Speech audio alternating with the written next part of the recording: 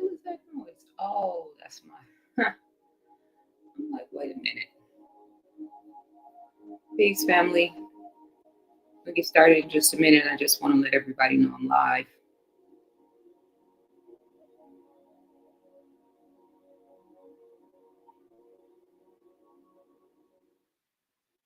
Okay, yep, I'm live, but I don't want to hear myself. 1 second. Un momento, por favor.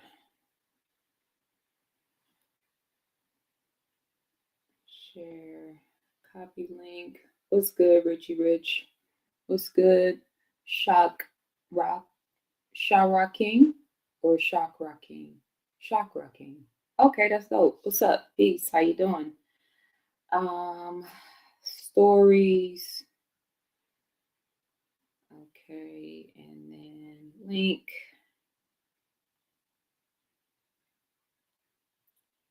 YouTube channel and whatnot.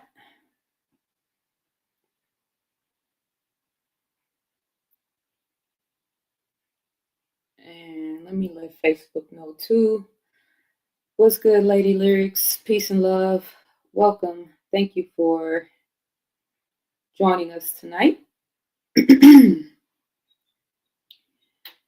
I'm going to turn my camera on in just 1 second. I am just notifying everybody that I'm live. Let's make sure my membership channel knows. Yes. Peace. Brandon was good. Facebook. Have to remember to take extra initiative to reach out to Facebook, because why wouldn't I?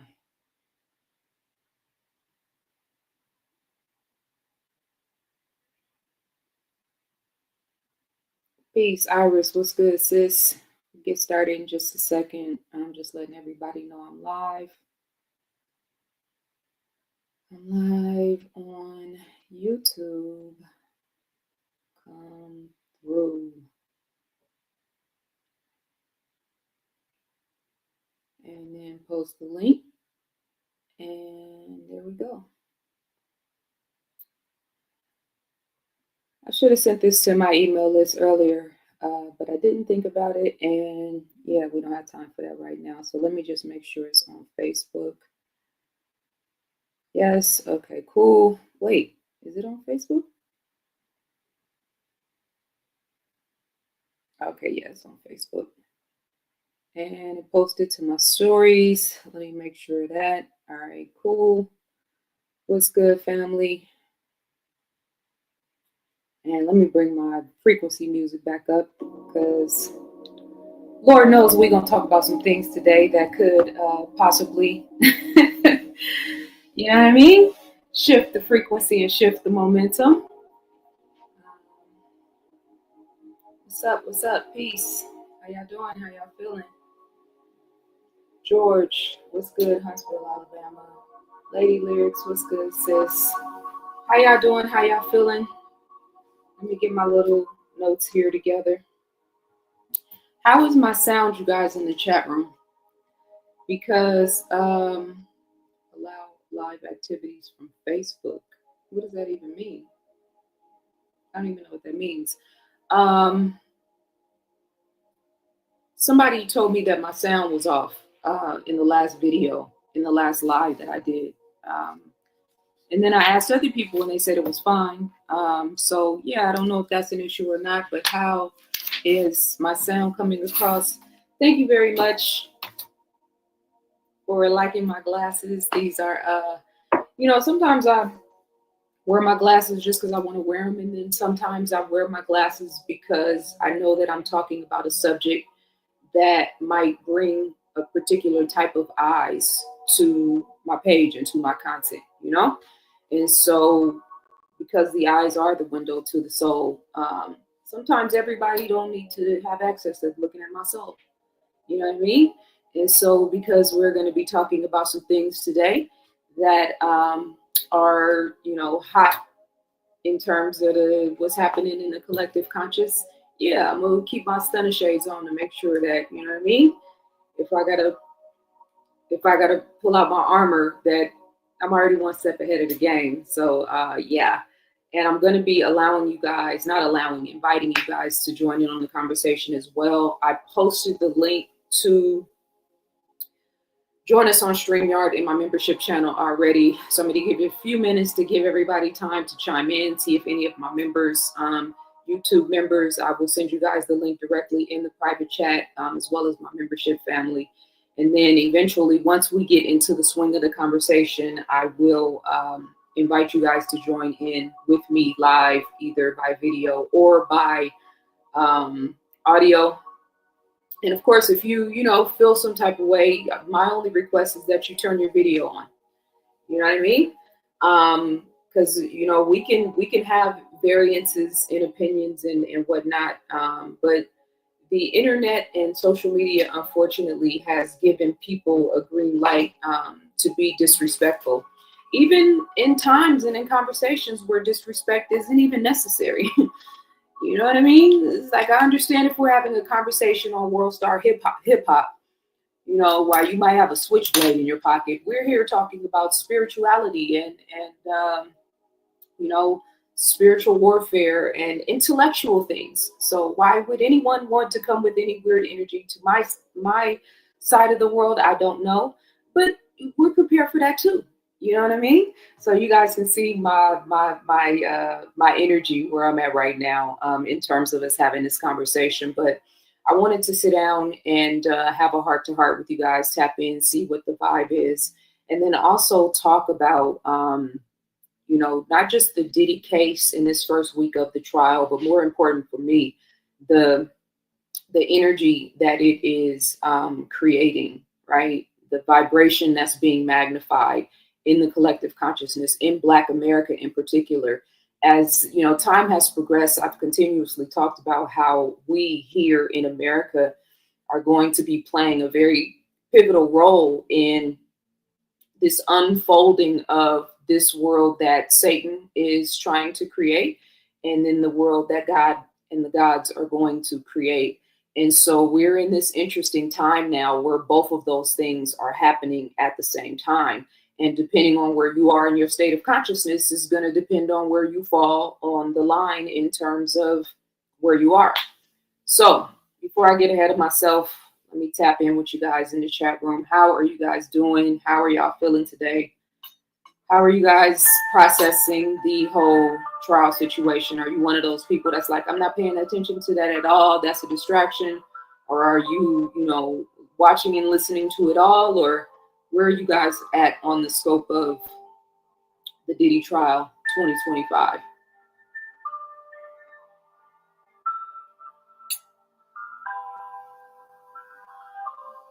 Thank you very much, Gina. I appreciate you, sis. Dodging storms outside of that. Are you talking about the storm that was, I know it was in St. Louis, and I think it was in some other surrounding states around Missouri? Is that the one you're talking about? Oh, God is destroying, God is destroying America. Yeah, okay. The God of America is destroying America. I've been watching the trial. I'm pretty caught up. Richie Rich said sick of it, not paying attention to it. But what's the next?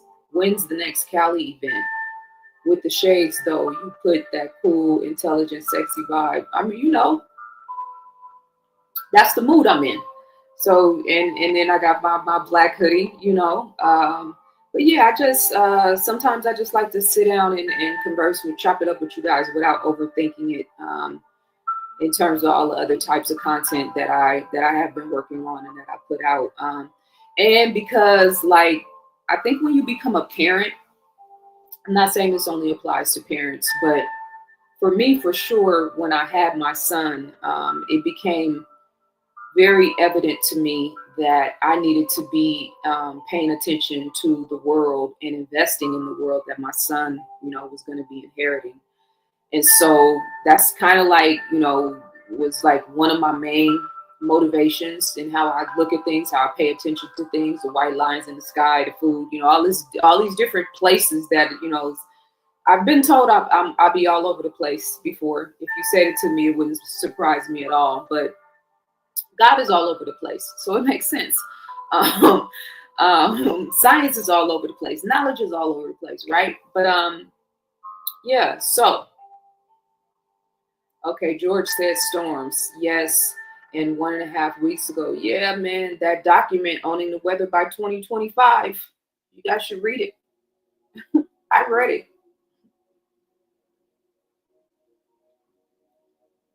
It's in my membership channel. If you're in my membership, the whole PDF document, owning the weather by 2025. It's May 18th, 2025. You know, the beautiful Zaza Ali, where the yoga at? On the mat. I can care less about Diddy. It looks like you're sitting on a throne with the background. I mean, you know, I have a thing for spacing. So when I decided to make this my main point of focus for right now, when I shoot my videos, I saw the spacing in the mirror and how I could, you know, kind of fit myself. Really, it's because I'm by a window was the main reason why I selected this seated area. But then the mirror, it's like it's the crown element, but then it's also being able to reflect any energy, you know, directed my way. So if you're sending me love and if you're sending me, you know, righteous energy and wishing me well, then I'm reflecting that back to you. And if you send in anything else, then I'm reflecting that back to you as well, you know? So thank you for noticing that. It's giving me Moorish Spain vibes. You know what I mean? And I'm pretty sure I have some lineage in Moorish Spain, as well as 18th century, you know, Kemet, as well as Peru. I think I have lineage like in my lifetimes, my soul. I have a very strong affinity to Hatshepsut and that timeline. I have a strong affinity to Machu Picchu in Peru. Eventually, I'm going to be making my way there. And then I have a very strong affinity to, I'll say, the warrior, the samurai warrior time period. Not when it became known to the world, but that period, you know, Sakanuye no Tamagomaro, who was the samurai was modeled after. I just have a very, very, very strong like affinity and calling towards that time period. So it wouldn't surprise me if I was a samurai or a ninja or a warrior of some sort, you know, mercenary for hire back, you know, 3,000 years ago. And as long as you got a righteous cause, you know, you can't hire me to do no sucker shit. Excuse my language. I shouldn't have said that. No sucker things or no weirdo stuff. But if you had a righteous cause and the money was right, you know, who knows? You know what I mean? So yeah, what's up to everybody in the chat? You could have took the Jada role on the Matrix for sure. You know, that's funny because my hair is like hers was there, but then also, and I'm gonna get you sucker. This is a quick wash and mold my hair right now. So I washed it earlier, put some lot of body on it, sat underneath the dryer for 45 minutes, and then, you know, here we are. But yeah, the Matrix and the one with Keanu Reeves. What was the name of that movie? Didn't I just say it? What's up, Kay? Peace Queen. So yeah, I'm just kind of talking a little bit to give everybody a chance to come in. This is an impromptu conversation I wanted to have with you guys. This is my third video of the day, actually. I posted a video for my Climbing the Ladder of Yourself members. Then I posted a video in the membership channel. And now I'm posting a live to chop it up and tap in with you guys and see what's going on. So,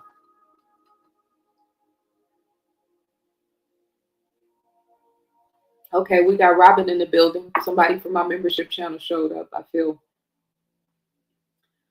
feel stronger.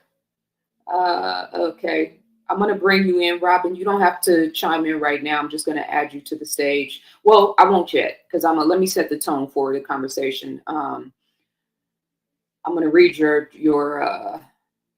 comment in the chat. Hopefully you don't mind. I'm reading this because I agree with you 100% as well. It's a bit unnerving to see many blaming victims predicated on their ideas, not just this trial, but all of these events. I agree 100%. And I'm going to give you a chance to come in and to chime in on the conversation. Reggie said I look like a superhero. For sure. You know what I mean? We're here to save the day. We're here to do wonderful, miraculous, you know what I mean? Powerful things. In Black Panther, I was definitely um, I was a little bit, actually, I was a little, there was like, there was a piece of me in all the characters, to be honest. Uh, the king for sure, his sister who was the computer nerd for sure, the Oracle vibration for sure, and then Michael B. Jordan's character, you know, the full-on Black Panther, Black revolutionary. We gonna burn all this shit down and ask questions later. I have a little bit of all of that in me, you know. So I'm here for the superhero vibes. Eventually, I'm going to create a comic book. I already have it like in my mind what it's going to entail. So, but enough of that. We don't have to only talk about the Diddy situation, but what I more so want to talk about is what this is inspiring and bringing up in humanity. And again, I asked you guys to let me know in the chat room if my sound is okay. So I'm going to assume that my sound is okay, unless you instruct me otherwise. By the way, hold on, let me 1 second.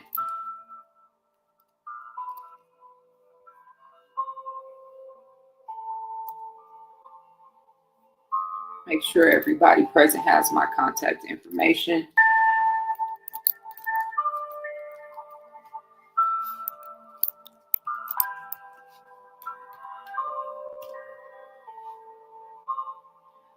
So I put my website and my Cash App information in the description because I am accepting all love tonight, super chats, super stickers, etc. And if you have a specific question you want to ask me, those are the best and quickest ways to do so. But I want to talk about this because in the collective conscious, it is bringing something to the surface that's important to be brought to the surface, obviously. You know, I said the same way, those two things are happening at one time where, you know, the devil's world is being destroyed at the same time that God's world is being built. Not to say that all of this isn't God's world, but in terms of the, you know, the logistics of control, third dimensional reality, right? Opposed to like shifting us into a new timeline where, you know, the death and the destruction and the violence and the racism and the chaos and all these things that we are being subjected to on a day-to-day basis cease. I'm here for that. You know, I said in the video that I put up for the members only earlier that, you know, we're not supposed to be waking up and being constantly bombarded by all of this negativity. You know, being constantly bombarded by the racism, you know, the protagonist energy, right? We are just trying to get further and figure it out and live our lives and, you know, and make the best of things and be better and do better. And we are constantly being bombarded in 1,000 different ways that the average person isn't even aware of. I'm convinced that a very large population of society in America, yes, in Black America, yes, is operating like automatons.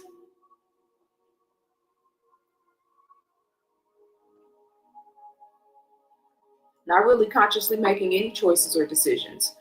So that's why when a circumstance like this, where Diddy representing an archetype, and you can really see how many, you know, not just men, but I'll say men in particular, but how many people actually resonate with that archetype. I find that fascinating. Somebody who is actively trending in the headlines for wanting another man's cum, excuse my language, to be spread over his body, to be paying a woman that he allegedly loves and cares for to be, you know, risking her life by having continuous unprotected sex with sex workers, recording it, passing it around. The nature of their relationship is like, Pimp 101. This is the pimp game. You've read any books by Iceberg Slim, or you grew up in Oakland like me, or a city where that culture is, active, in the mindset of the men and women. It's acceptable, notoriety, because, Black culture does glamorize pimps. So it makes sense that people would actually be riding for Diddy right now. Again, at the same time that he's being accused of, and all of the weird shit he was accused of, he didn't come forward and say, she's lying, I didn't do that. That never happened. I never beat her up and then forced her to go in another room and have sex with a sex worker. She's lying. His defense didn't come back and say any of that. I'm trying to figure out what warrants this loyalty. It's not even Diddy that you guys are loyal to. It's the vibration.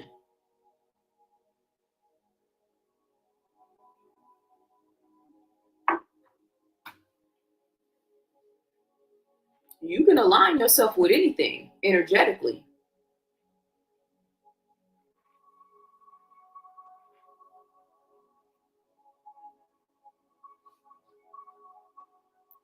I don't approve of Diddy's behavior, but why couldn't she leave for 10 years? See, this is the thing to me.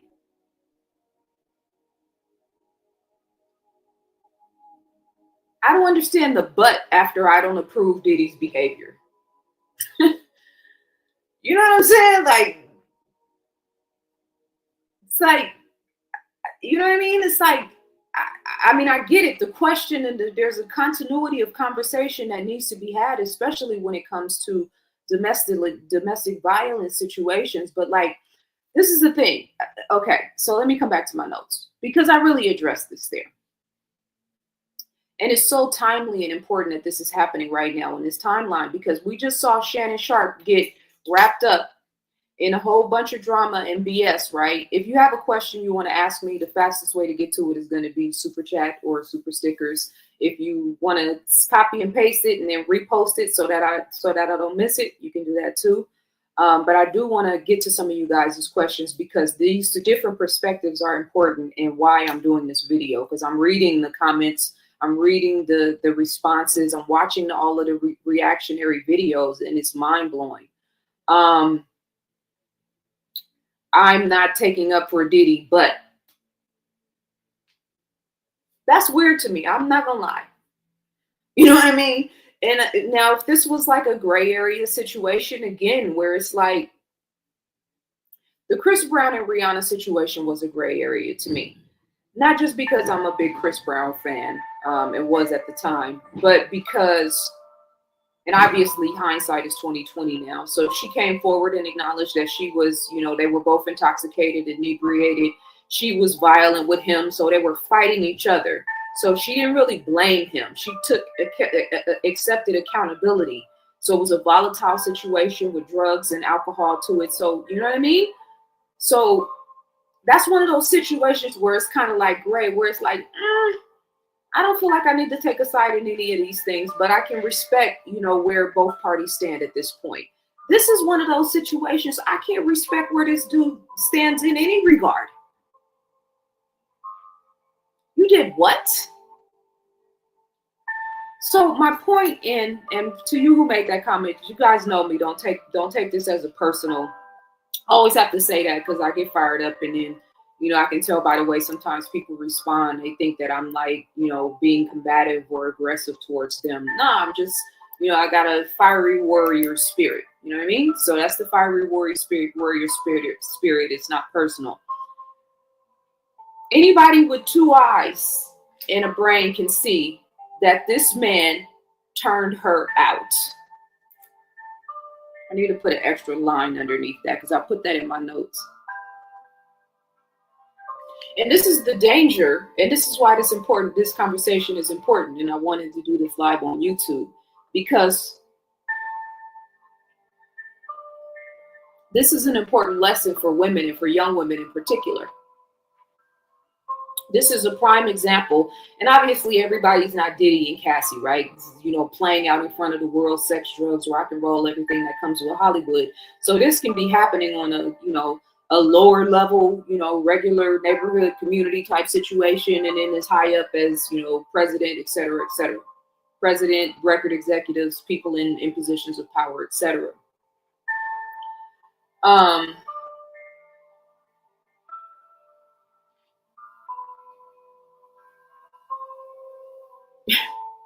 this is absolutely fascinating to me. She pimped Diddy. She got her mouth pissed in by two men at a time. She was having continuous unprotected sex with sex workers. So every sexual encounter was a risk to her life. She was getting physically beaten and then forced to continue to have sexual encounters with, you know, these people with sores in her mouth, with bacterial infections, and, you know, the very painful aspect of that. And she pimped Diddy.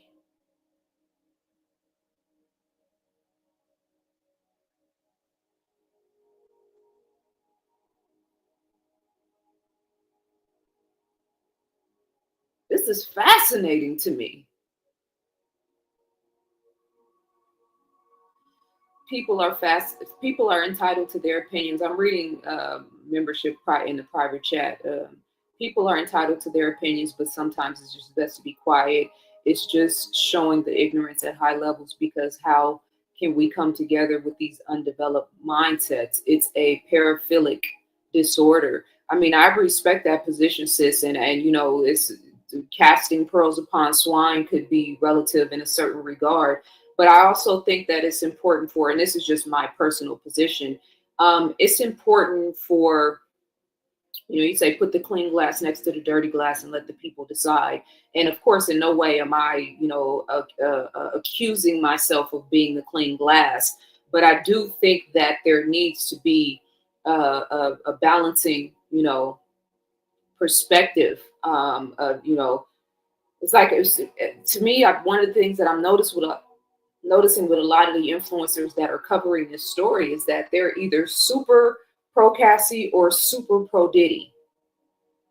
And with this male female dichotomy thing, man, it's scary to me how unable people are, or the inability of people to be able to express their perspectives, but then to also look at the situation from the other person's perspective.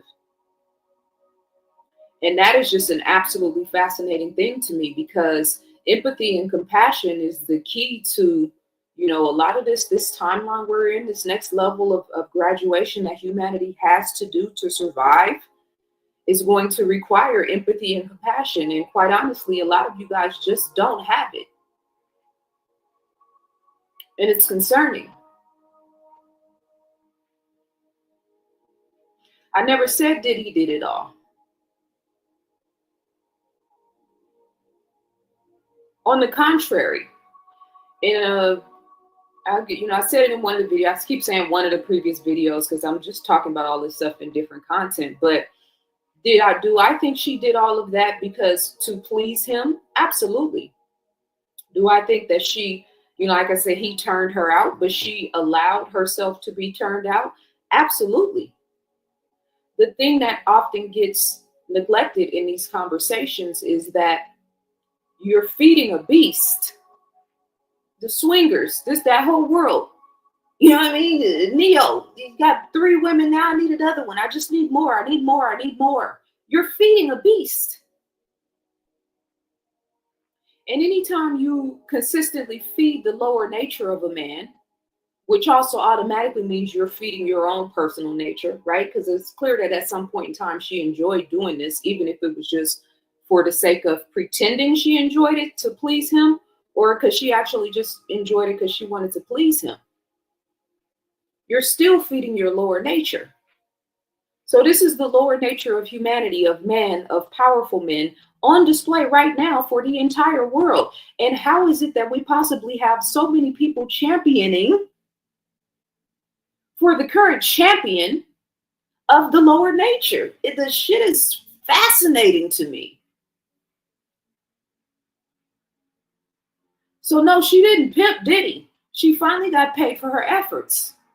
I don't think 30 million is enough, personally.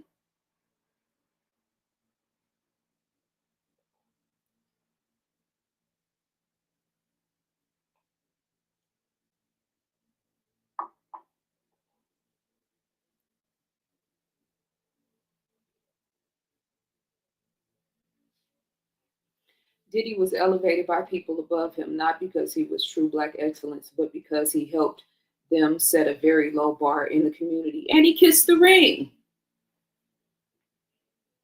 He absolutely kissed the ring. We should be able to decipher that from the behavior. You know what I mean? And again, you feeding the lower nature, so you're feeding the beast, and you think that, you know, you and him are just going to ride off in the sunset with random freak offs and maybe adding another person here or there to the relationship. 2 years down the line, he wants to add a horse. You know what I mean? Or 3 men. Because you're feeding the beast. So I want to hear from the kings that understand the importance and the reality. I'm talking about the kings, the men, you know what I mean? Men, good men, king, God. Men, good men, king, God. Same thing for women. Woman, good woman, king, queen, goddess. Right? We need to up the bar on the conversation. We could be able to say that, you know what I mean? Cassie put herself in the line of fire, as do many women who go into the entertainment industry. It's kind of expected. The whole sex, drugs, and rock and roll, you know, sentiment is like priming you for when you get there. None of these stories are new. Like, oh, young, beautiful girl comes into the industry with, you know, model potential, semi-talented in certain areas. She comes in and gets involved with the record executive or the big wig. She starts out as a beautiful, you know, shining potential star and ends up somewhere hung out on drugs or in a bathtub with a needle in her arm. None of this is new. So to me, Cassie and all of the, you know, aspiring young artists that go into that world, it's your responsibility to know that. It's my responsibility as a woman with a platform, and all women with platforms, and just our accountability to ourselves to explain that. Because, yeah, you get caught up with the wrong dude and he will destroy your life. That's what I don't hear, you know, you guys, I don't hear that part of the story. He turned her out. The minute you find yourself in a room with 2 men pissing in your mouth, I think we've gone down the wrong road somewhere. Now we can say, well, she chose it, she liked it. Yeah, but what if it was your daughter? Or your niece? Or your little cousin? You know, the cute ones. Or your auntie? Or your grandmother?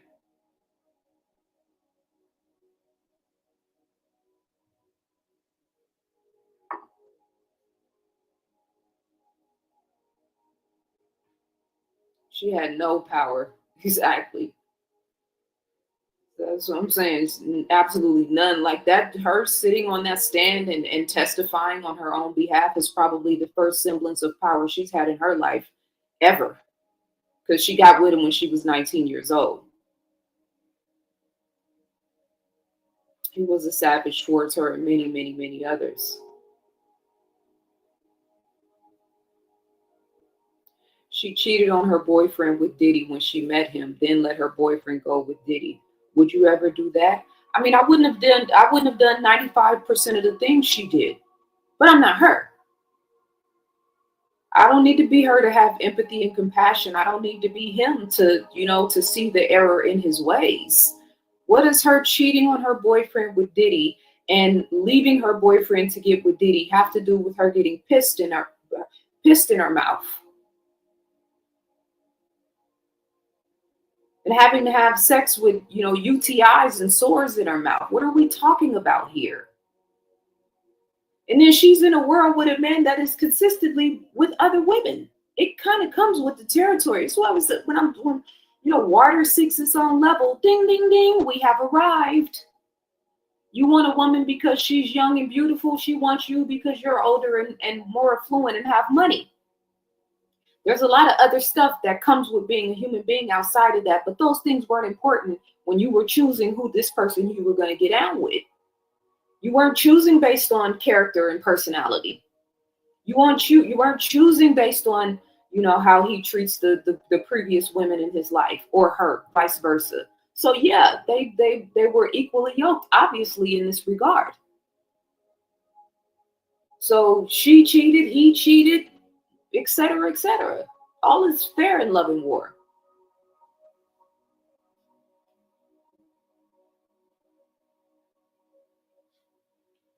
Industry threw him to the wolves. That casting couch. Hollywood has stories, yeah. It's unfortunate that the family didn't protect those women affected by this. And it's really, I agree, and it's really unfortunate that there are so many women without families protecting them.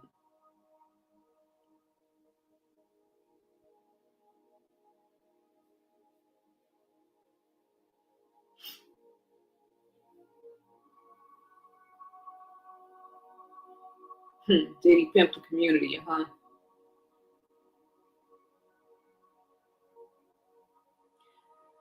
Did he beat the snot out that girl, and he should pay for that. Lots of blood on his hands. The lesson is to stop looking at these celebrities like they are something other than they are. They are not role models. That's one of the lessons, sure.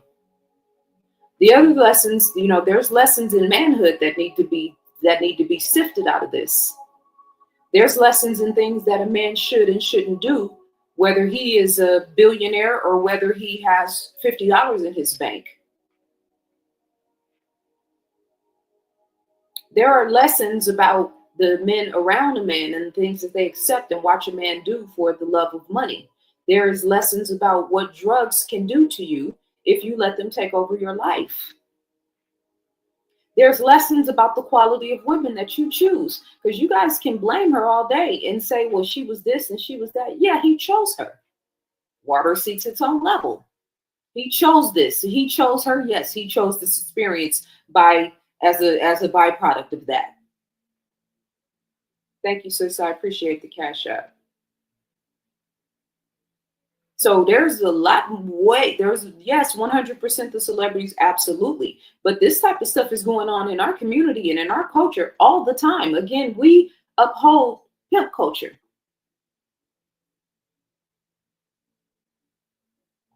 Diddy would be what a lot of you guys consider or considered before all of this jumped off as a high value man. That terminology has, made a lot of podcasters and, different people in that world famous. So, and I'm not just talking about women considering him a high value man. This is what men consider a high value man. That's why a lot of you guys are still making excuses for his behavior. It's fascinating to me.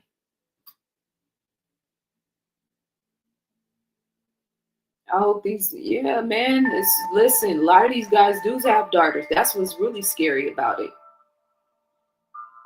it. I'll say it. Diddy did it all. He should pay for his part as the aggressor. Period. He is a wolf. He's paying for it now. He ain't got to just get convicted and then think about this, because he's paying for it now. It's not just whether justice is served. Like, this dude is in jail right now. But Kendrick Lamar said, you never felt pain until you felt it sober. He ain't on all that dope, those drugs no more. I'm not saying you can't get drugs into the system, but I would imagine if he has any sense that he has completely withdrawn and is now really having to face his life and his behavior and his decisions. That mirror is a hell of a thing, especially when you got a lot of, bodies in your wake. He's already paying the cost.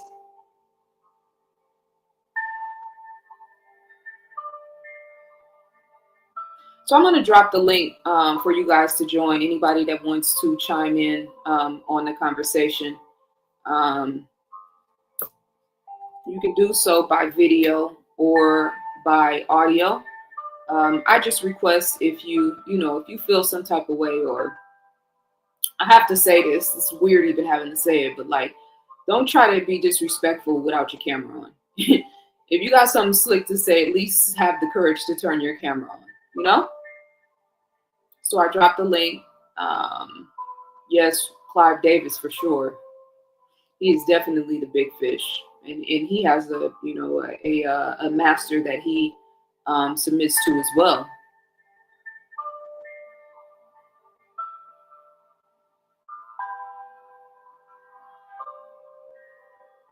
I can see that.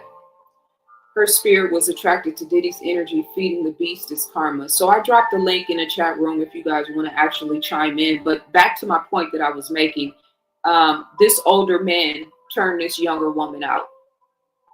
I think we can all, be safe to say that. I think the women and the younger women in particular should be mindful and conscientious. This is a perfect example of the danger of being with an older male and the potential of being manipulated and played with. Whether you're, 19 and he's 40, or 30 and he's 60, or et cetera, et cetera. Listen to what all of these men are saying. Listen to how they talk. Listen to how they think. And then put yourself in Cassie's shoes. Or don't even have to be in Cassie's shoes. Because again, this is happening on, the lower realms of society, so to speak, in a lot of different ways. When I was growing up in Oakland, the liquor store, guys, whether they was from India or Pakistan or whatever, and I'm not being judgmental, I'm just saying, like, they were the white Arabs own a lot of the liquor stores in the hood. They used to be paying the girls in my neighborhood for sex. And some of the females that I knew were doing this. I didn't know it at the time. I found out later because somebody brought it to my attention, and then we put two and two together, and it was like, wait, what? We like 14 and 15 years old, and the guys at the liquor store are paying girls, and my friends and girls among all ages, and I can imagine probably younger, to have sex. Now, feeble-minded people will be like, oh yeah, she was hot to trot, 14, walking up in the store with her little hot pants on, you know what I mean? Probably ain't got no daddy in the house. The mama is the problem, and ... right? Just completely negligent to the world and the society where we've built, where this type of shit is even acceptable. A lot of you guys are completely negligent to the fact that you've accepted that all this weird shit is acceptable.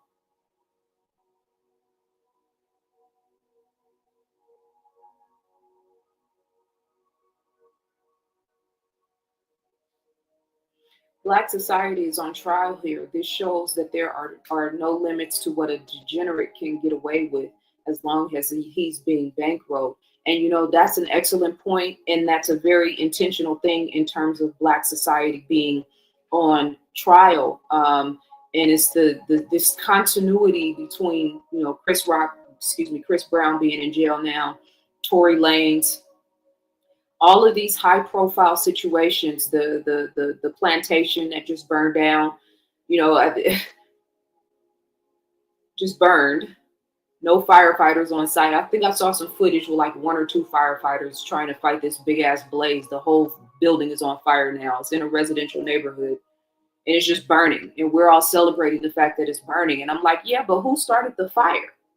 And why did they just let it burn? Because now I'm having a flashback in LA to when they were just letting houses burn and having a media representative stand in front of the burning house. There's a thing with fire. Are you guys seeing this pattern here? You know what I mean? The Trump vehicle, New Year's Eve. Remember when the Tesla vehicle just caught on fire randomly? Israel was just randomly on fire.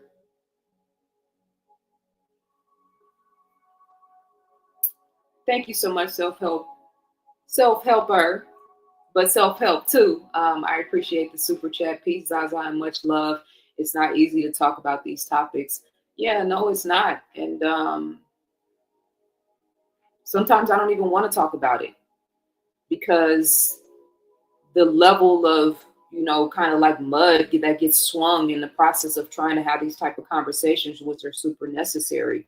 Um, the Black society is on trial element, though. It's intentional. This is why I keep saying harnessing Black energy, because one facet of this is the quote unquote being on trial element, Black men in particular. But then the other side of this is, because there is something very, magnetic and important and special about us, especially during this timeline. They are perverting and introverting that energy and that focus and turning it into something else. And so this is why, again, exasperating the lower nature, exasperating a culture where the lower nature is running rampant. That would be rap. That's a fact, especially when it comes to female rap, right? Especially when it comes to drill music, trap music. That's why I did that series and said, is hip hop under divine judgment? We think we can just say and do anything and there's not going to be consequences. We think the white man is the only person who's going to have to pay consequences when we know that we are the mothers and fathers of civilization.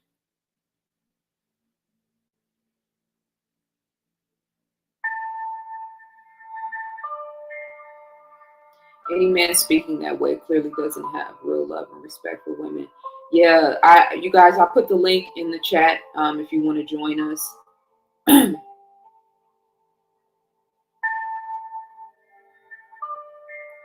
She wasn't forced to be with Diddy. That's the point. And he wasn't forced to kick the shit out of her either.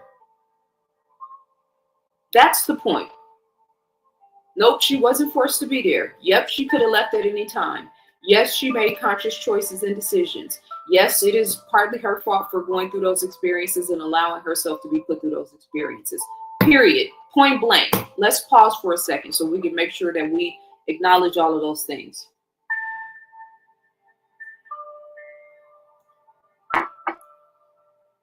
He wasn't forced to be a drug addict.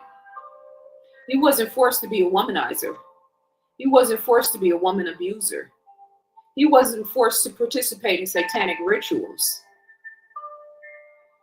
He wasn't forced to, be ruled by his lower nature and let his ego get the best of himself to where now he's trying to be Nino Brown. He wasn't forced to be pimping that girl out. He wasn't forced to be putting his hands on her. He wasn't forced to force her to call for strippers and for sex workers to come and have sex with his woman. Why is that? Well, how are we so imbalanced with the conversation? It's fascinating.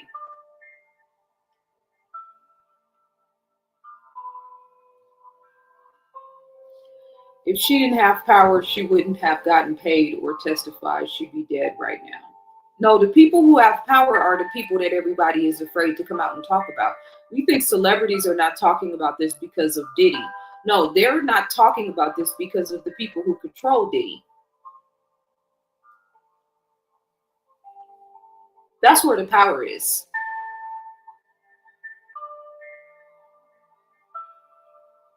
She wouldn't have gotten paid or testified. Like I said, she earned that 30 million. 10 years of that. 4 days, a 4-day sex affair with strange men, unprotected sex for 4 days straight. Yeah, she earned that.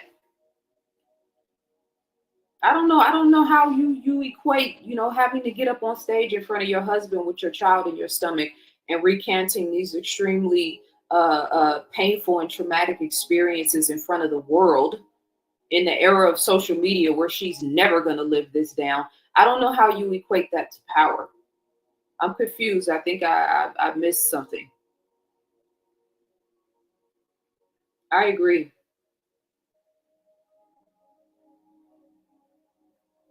I 100% agree. Again, you guys, I have I'm gonna start this comment to make sure you guys can see it. If you want to join the conversation with us live here on live stream, you can do so. I believe when you're drugged and life, that type of lavish lifestyle before a certain age, a lot of them don't remember exactly what happened till years later, until they really reflect. Yeah, I don't think we really understand how trauma works. And it's really unfortunate, particularly in a culture of men, Black men in particular, who should have more empathy and compassion than anyone. Because you deserve empathy and compassion for the things that you've been through and the things you continue to go through. So I'm not sure why all of us are, expected to have and to express empathy and compassion for your struggle. And yet you seem to be unable to do it. I'm not painting with a broad brush. I'm just saying to whom this may concern. When the shoe is on the other foot.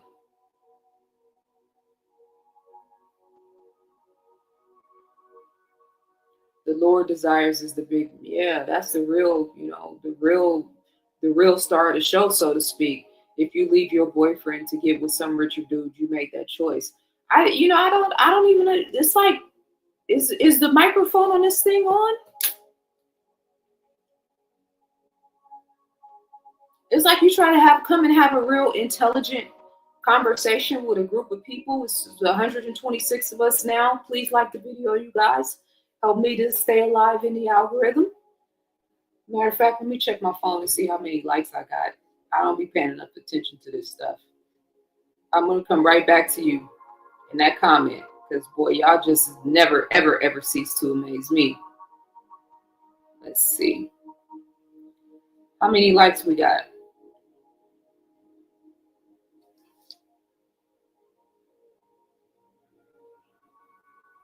Okay. Wait, I can't even tell. 133 watching. 80 likes. Can we get up to 100 likes, please? Can you guys bless me in that way?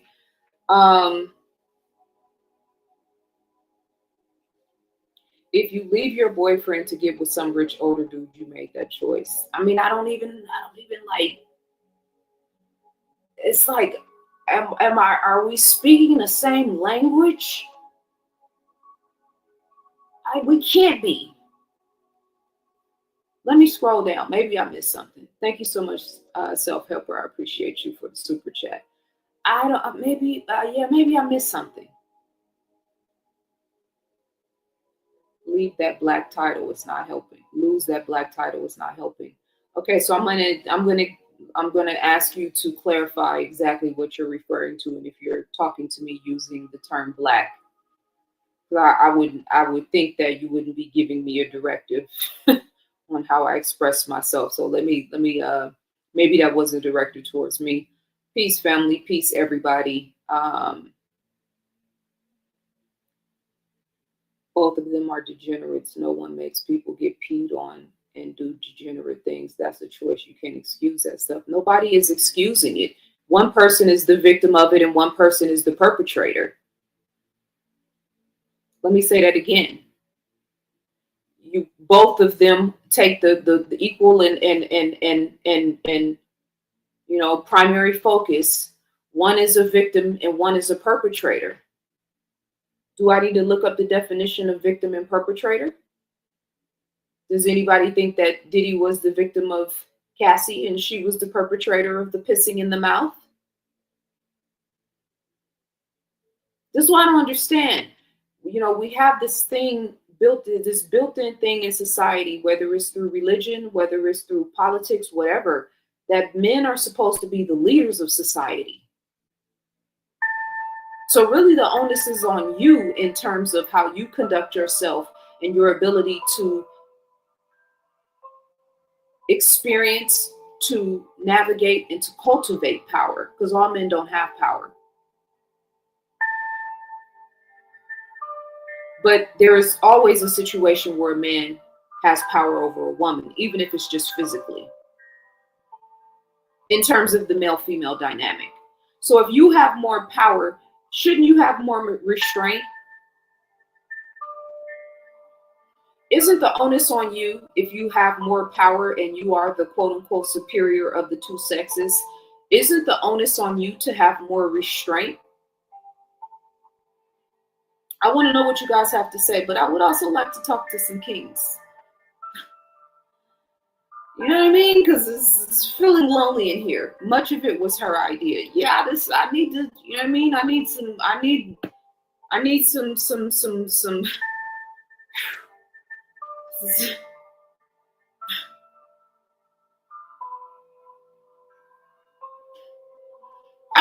remember what I was like when I was 19. I remember what my son was like when he was 19. The fact that you guys are trying to compare and contrast a 19-year-old young female with a, what was he, 40, late 30s, the difference in age between the two of them.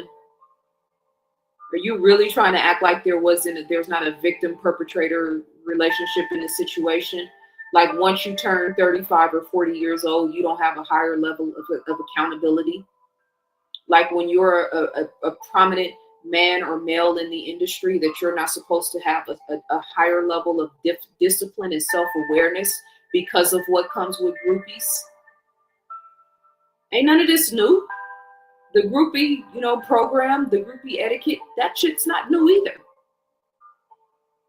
I don't understand what our problem is with calling a spade a spade. I already said, like, yeah, Cassie was feeding a beast, and the beast got out of control. The beast in her got out of control, and the beast in him got out of control. But wait, the victim perpetrator story, part of this conversation, is clear. In a world of common sense, I mean. The other thing that is not often talked about, and I don't know how, this is okay, we're up to 100 likes. That makes me feel good. Thank you guys. Being a physically beautiful woman in this world is a gift and a curse. Most people are not going to be able to understand that. Most people are not going to be able to relate to that. But this is a perfect example of, if anybody would be worthy of empathy and compassion, and her being forthright with everything she said. And again, we can basically take this accounting as true because he didn't refute any of it. When his lawyers came up, they did not question her about one single thing that she accused him of. So we're all on record that he's acknowledged that these things are true, right?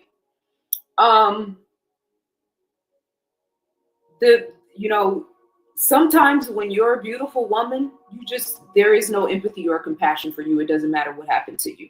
It doesn't matter the circumstances. And I think that a lot of men and male, this applies to females too, but just in terms of, the point I want to make, she's one of those women, she looks like one of those women that you want and can't have, or that you got rejected by at a certain period in time, or that you don't like because, that exotic mixed chick look is a standard of beauty that you don't like, or it makes you feel some type of way, or you can't have that, or, whatever it is. But there's like this weird ass thing where people really do lack the ability to have empathy and compassion for beautiful women. It's a real thing. So there's that. And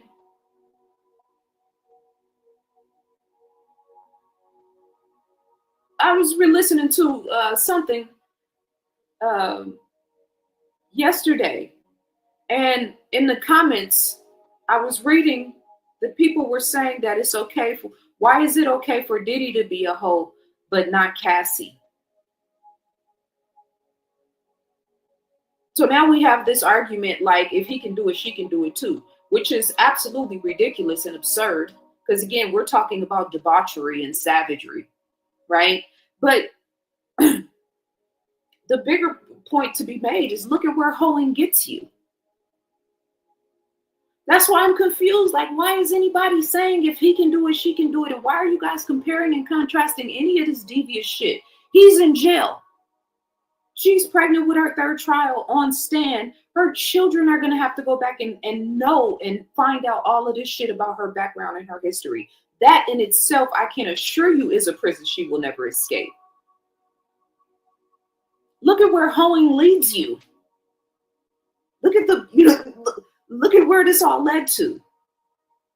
So again, the feeding of the lower nature. If you can put a price on compromising your soul, that means that can be a reason to compromise your soul. That's the problem. Yeah, and that applies to people in the industry, and that applies to people in everyday lives too. All of the artists who died early before they really woke up, most of these people were some sort of vessel until they really started waking up and started realizing what was really happening.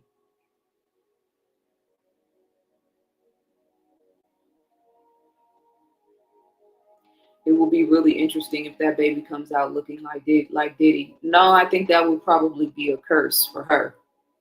I would absolutely hate for my child to come out looking like the man that, I'm trying to get over traumatizing me for 10 years.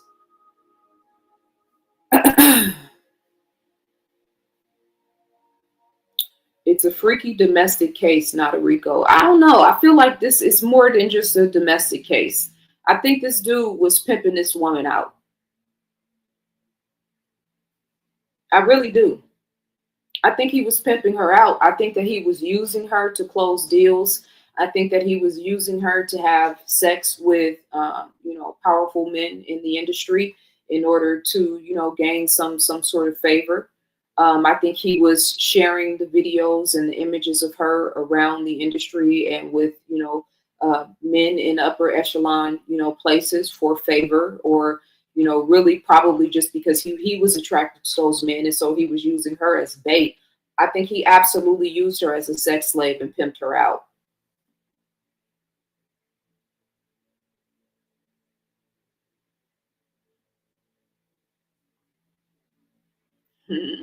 What's up? What's up? Not to excuse his behavior, but I personally think he has a sickness. Yeah, drugs and alcohol and narcissism. This is what this society, this world builds these celebrities up, to where everybody is focusing on them. And there's this very unhealthy and unsavory and unnatural amount of energy and attention and focus, which is exactly what they want. There's way too much, so it breeds narcissism. It breeds psychopaths. It breeds people that don't understand the consequences of their behavior. I remember I was watching Michael Jackson. And no, I don't think Michael Jackson was guilty of what they accused him of with those children. But I also think that because Michael Jackson didn't live in the same world that we lived in, he lived in a bubble. So he didn't understand, when they were interviewing him and they were like, he was like, oh, I think it's beautiful to share your bed with a child. What could be more personal and intimate and beautiful than sharing your bed with a child? Now, in his childlike mind, he probably, sincerely meant that and didn't mean anything weird by it. I can't account for what he was saying in his mind. But to the average person, especially parent, whether you've been accused of doing something like that or not, that's not something the person who lives in the world that has the concerns of the average parent is thinking about, would ever say, if for no other reason than because of the optics of it. So they build these people up and they shower them with favor and financial favor and benefit. Yes, sometimes because of their talent. Yes, because of, that natural talent or skill set. But then eventually you got to start paying the piper. And depending on how, which door you want to walk through, so to speak, there's a ring that has to be kissed. Did he kiss the ring? You know what I mean? And I think he got turned out by the Clive Davises of the world, and whoever runs Clive Davis, he got turned out, and then he became the main perpetrator of turning his own artists out and turning the people that were, that were susceptible out, including Cassie.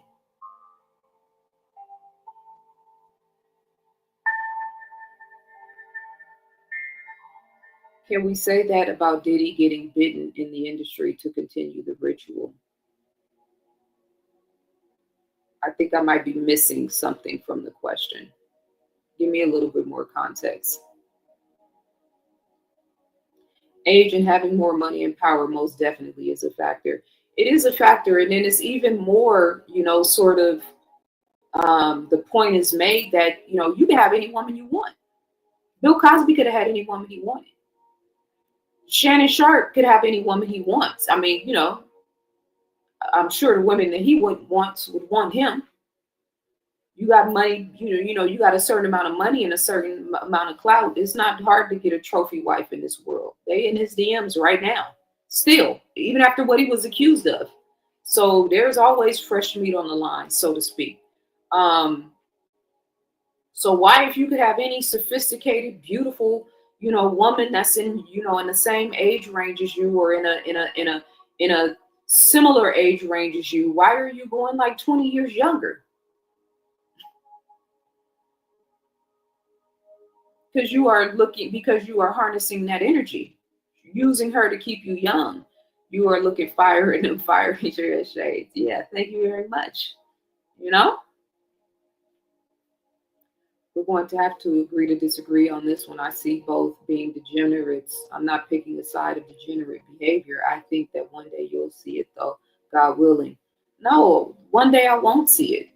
Are you listening to anything that I'm saying? Victim, perpetrator. I agree that they, and I'm not gonna say they're both degenerates. She looks to me like she's left that part of her life behind. Unless you're one of those people that think that people are beyond redemption, that you can't change, that you can't evolve and become a different person. If you're one of those people, then yeah, we can agree to disagree, for sure. But there's a victim and there's a perpetrator in this. I don't know why that's so hard to decipher. This is why we have such a big issue in our culture. Why are we so scared to hold men accountable? If you're 50 or there's a 15, 20-year age difference, yeah, surprise. Older woman, you have more accountability. Older man, you have more accountability. Is that rocket science? Did we change things up somewhere along this path? The person who's older in the situation has more accountability and responsibility. Is that a thing of the past? Nobody's picking a side. This is the problem. We don't know how to count you. We don't know how to just call a spade, bruh. Call a spade, not you. Me, I'm talking to myself. I don't know how to call a spade. People just walk in a tightrope. You want to be neutral about too much. No, I'm not. I don't live my life in neutral palettes, in grays and in beiges. I am fiery red through and through most days. If I'm not a fiery red, then I'm like a soft yellow floating in the horizon of the wind. You know what I'm saying? But like, yeah, man, come on. I don't understand this. You guys have this built-in alibi for making men weak. That's how it feels. You have a built-in alibi for weakness. I don't understand it. But for me, I see women as powerful and strong, so I hold women as accountable. I'm not afraid to put us on the mat. I'm not afraid to put myself on the mat. Why are we so afraid to hold our men accountable to higher standards? I do not understand it. It's fascinating to me.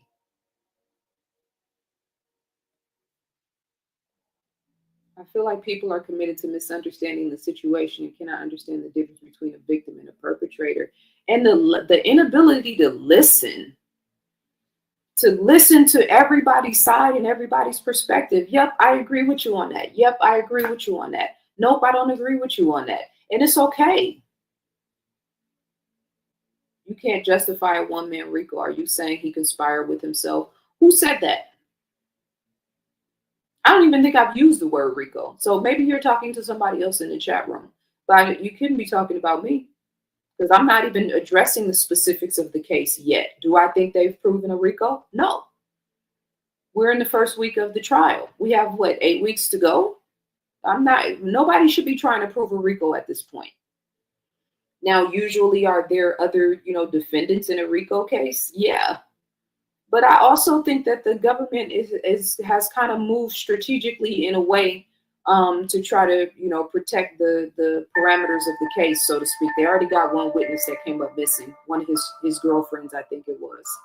So I don't know. Is he guilty of RICO? To me, not so far. Sex trafficking? Yeah, I see that. I see sex slave. I see pimping her out. Pimping is for, see what it is. This is what it is. We're so conditioned to accept what we call pimp culture. Even I remember when I think it was Bishop Don Juan or one of them dudes was on Drink Champs, and he was talking about when they first changed, when they first started the sex trafficking, human trafficking laws. And he was, I forget what the specific was, but he was like, he was learning about what the new sex trafficking, human trafficking laws were. And he was like, oh man, I built my whole reputation on this. I got to do something different. And he said this live on Drink Champs. Mind you, it's a white dude on the tape, who probably don't know nothing about any of that. It's just, I just was like, and it just passed over everybody's head. Like, what? I used to take women from state to state and have them, out on the blocks doing this and doing that. And we're so neutralized to this type of shit. So we actually think it's acceptable for this man who's, again, a billionaire, 100 millionaire, I don't know, whatever it is, that could have any woman that he wants. She wanted him, and he pimped her out. Why is that so difficult for you guys to understand? Why is that so hard to say? He turned her out. Why is it so hard to say that a man, 20 years her senior or 15 years her senior, whatever that number is, why is it so hard to say that he turned her out? So when I say the people get the leaders they deserve, this is exactly what I'm talking about. And I'm not saying anybody said Diddy was her leader. Her spirit was ugly because she was attracted to Diddy. Well, she's not attracted to him anymore. So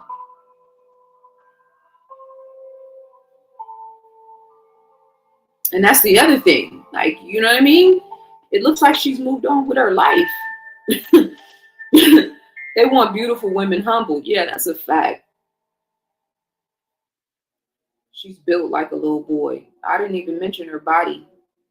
I said she's beautiful. She has a very physically stunning face. In terms of her body, people have types.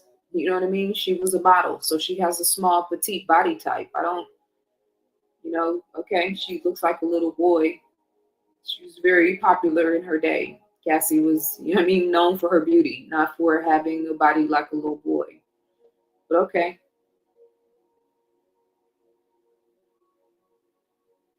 She got a book that's about to come after this. Trial is guaranteed. You see how I'm highlighting these pictures? So I'm highlighting these comments so we can see, you know what I mean? Where people are on the sliding scale of this. Her physical and mental health has also been seriously impacted, for sure. They said while in bed with Puff, she FaceTimed her husband. Yeah, and she had to face her husband for that too. And she had to sit up in a courtroom and say that in front of her husband too. I can imagine that whatever, you know what I mean, whatever the malicious intention that she had behind that, she's paid a heavy price for ever, you know what I mean, as a result.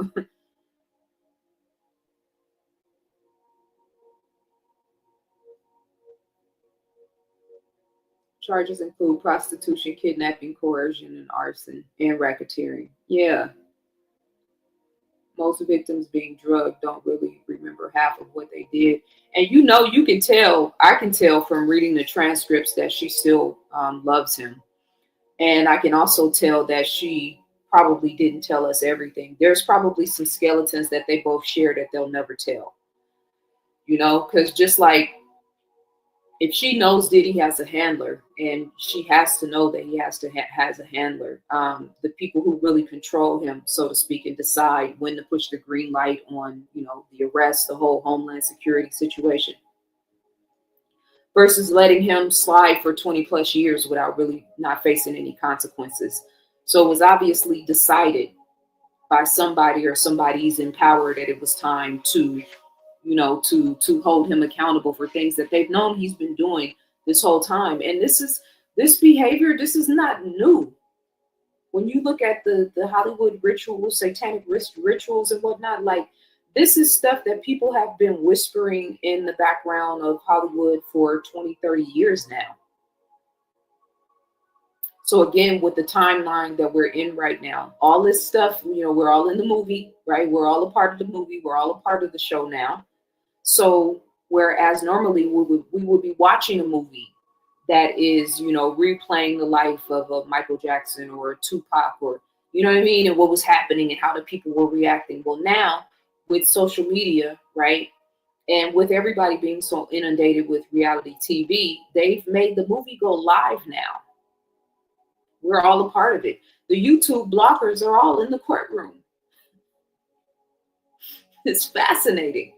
You know what I mean? And so when they really do make the movie, somebody's going to have to play the YouTube bloggers and influencers. You see what I'm saying? So, but in the bigger scheme of things, they are using celebrities, Black celebrities in particular, to keep people focused and entertained and harnessing the energy and humiliation rituals for the people that they control, so that the world that they're building in the backdrop doesn't come to we're not focusing on that world.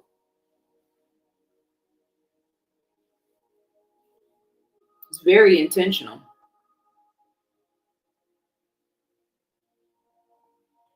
That clip of Diddy on the phone saying, "Ow, I'm a savage. I can get whatever I want," should say enough. Zaza, drop the link, love. Okay, I got you. It's starred, but let me just pull it back up again.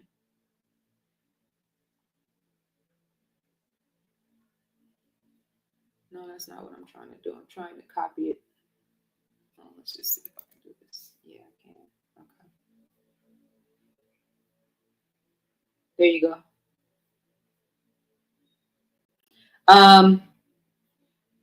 Gina is still in the back room. Pardon me, Robin. I meant to get to you. My bad. Trying to stay abreast with the chat room here. I'm like super behind. All right, Gina, I'm going to bring you up on the stage. You don't have to. Oh no, I'm not. Okay, your microphone and your camera's not on. If you want me to bring you up, let me know. I just dropped the link. You guys want to join the conversation? Thank you. That's all I'm saying. Call a lame, unless you a lame. No disrespect to the lames, but I know how I can see a lame and call a lame a lame. This is some lame shit. I don't know how anybody is justifying this at all. You can call her, you can say whatever you want about her, but it's like,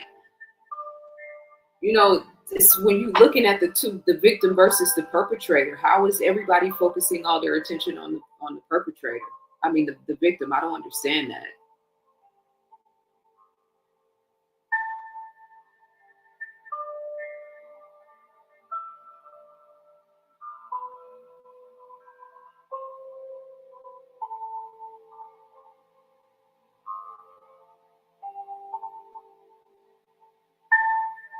Most are numb and scared to talk, especially from powerful men. Yeah, look at all of even now, it's just like seeing how everybody is like hell of, scattering in corners, scared to say, the things that need to be said. It's like everybody is either saying the same thing or like just way off on one end of the spectrum. That's not how truth works.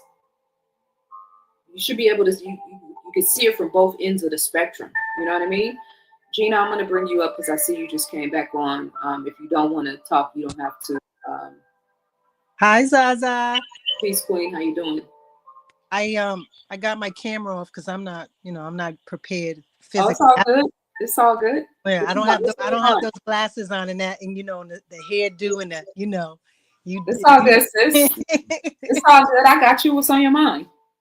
So I just really, what I want to say is I'm really bothered by how people, like, I'm talking about everybody, women and men. Why don't we forget about her body being a little boy and forget about the fact that she was pimping Diddy, like put all that to the side. Let's just talk about the abuse, the violence towards that woman. That was completely savage what I seen in the hallway. You think that was the first time he put his hands on her? Of course not. He been beating that girl. She was broken, clearly. It had nothing to do with trying to get money and fame. She was broken to even accept any of the bullshit from Diddy. He's a piece of shit. Who would even want to be? I wouldn't give a damn about Gucci, Fendi, Prada bag. He's a piece of shit. She did not recognize none of those things because she clearly was a broken female. And another thing, Zaza, I never hear men speak about how women get beat down, killed, stalked, violently attacked, uh, put between cars in New York City on the street, violated, choked out. Like men they never address these things. Nobody, celebrities, nobody wants to talk about how men will beat on women.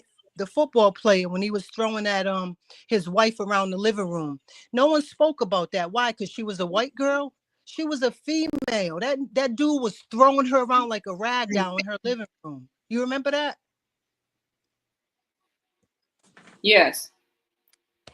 I can't have a conversation with men who cannot acknowledge just that. I don't want to talk about nothing else until we talk about how men violate women constantly. We could talk about the other stuff, the details later.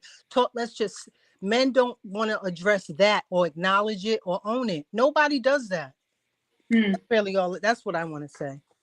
Thank you for adding that, sis. And I really, really appreciate it. And I would really love to hear some of the brothers' perspectives that are, not necessarily agreeing with, I would say agreeing with my position and by default, agreeing with yours. Can you hear me okay? I can hear you fine.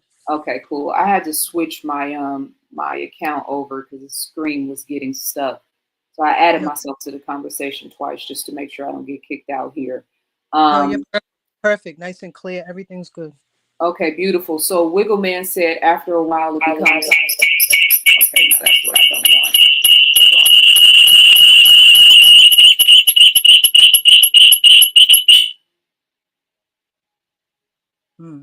I don't know what that was.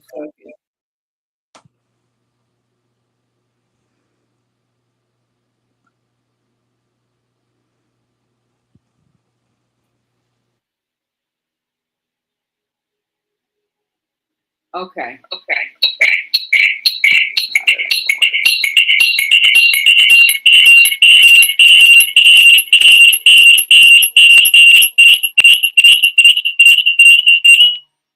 Okay, I think I fixed it. Sorry, y'all. All right, no worries. Pardon me. After a while, it becomes almost like a Ghislaine Maxwell deal. If she was working to organize these freak offs, I don't know, man. I get it, y'all saying call a spade, but at some level, this may be a heart. Jesus Christ. Wow. Is this real life? Do I really need to say this? Ridiculous. Ghislaine Maxwell was bringing girls from the age of 12, I believe, up through 16, 17 years old.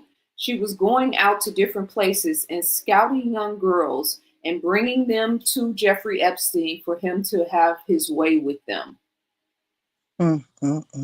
Cassie was calling sex workers that were grown men who were responsible for their own choices, who were getting paid a certain amount of money to come in and have sex with her, not him, with her.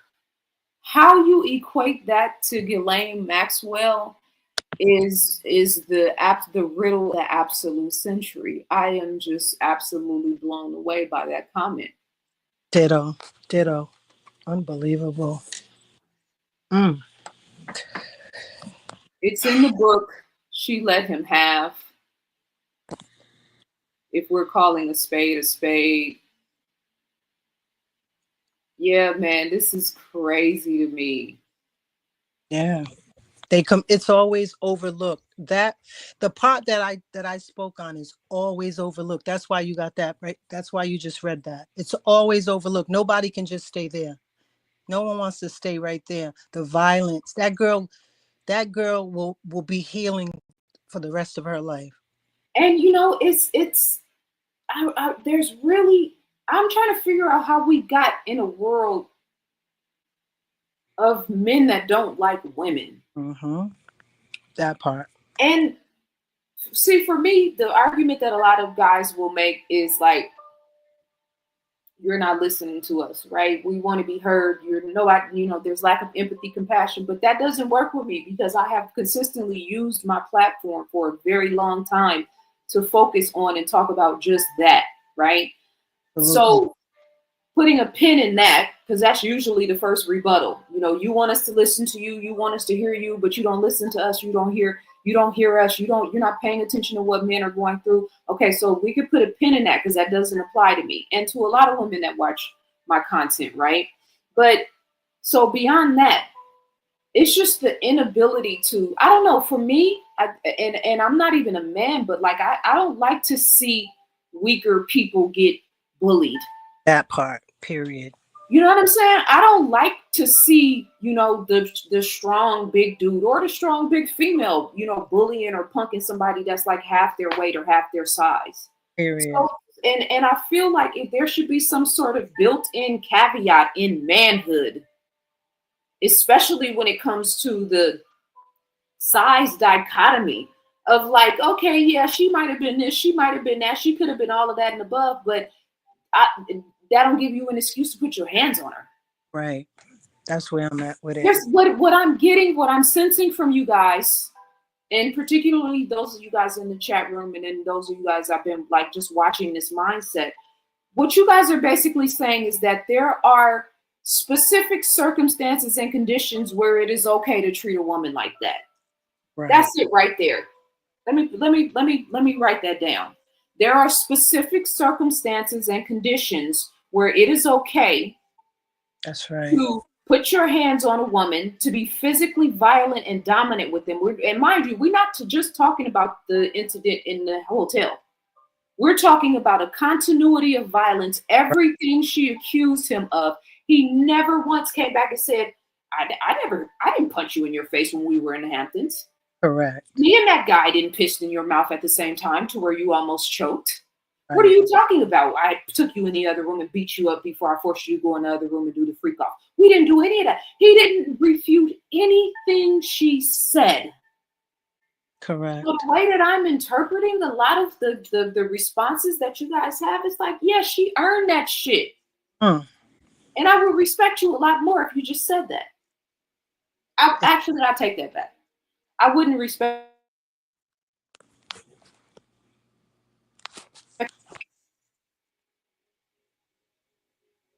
I wouldn't respect you at all, but at least we'd have a better understanding. Zaza, the fact that some of these, and pardon my French, some of these niggas try to justify a woman getting beat up blows my mind.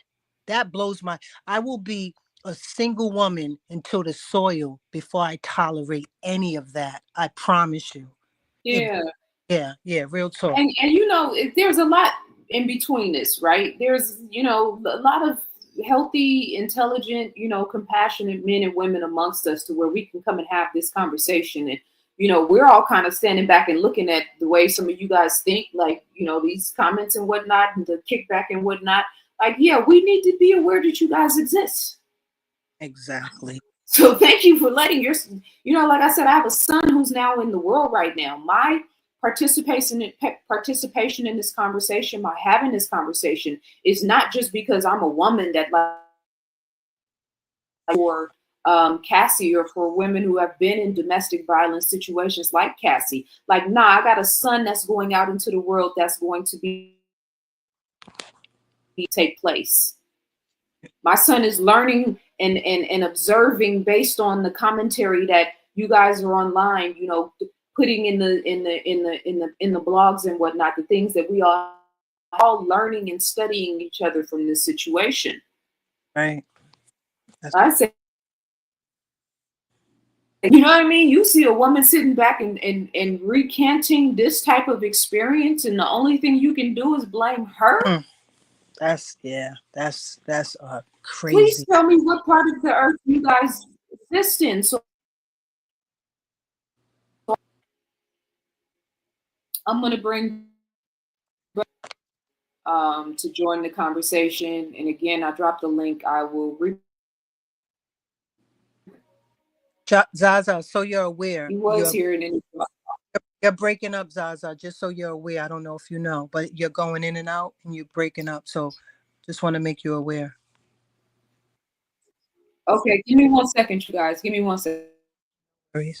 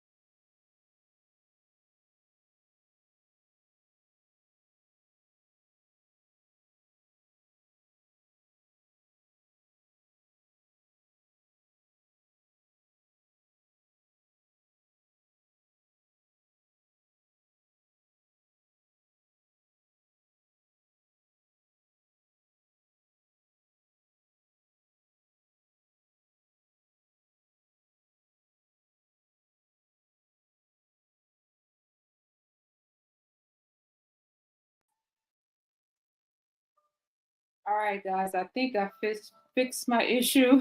Let me know if you can hear me in the chat room. Man, technology be stressing me out sometimes, I swear. Let me know if you guys can hear me.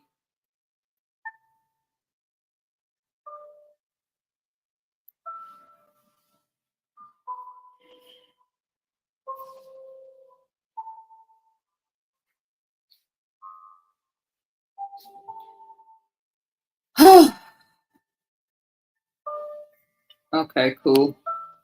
I'm just waiting for my camera to come back up now. Audio, camera on.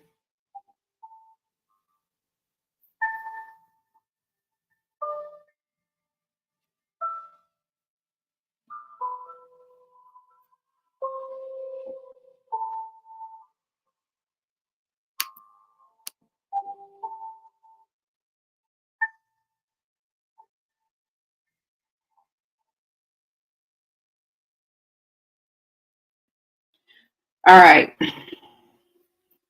Whew. God, technology stresses me out sometimes, man. Damn, if I smoked, I would smoke a cigarette. Okay, where were we?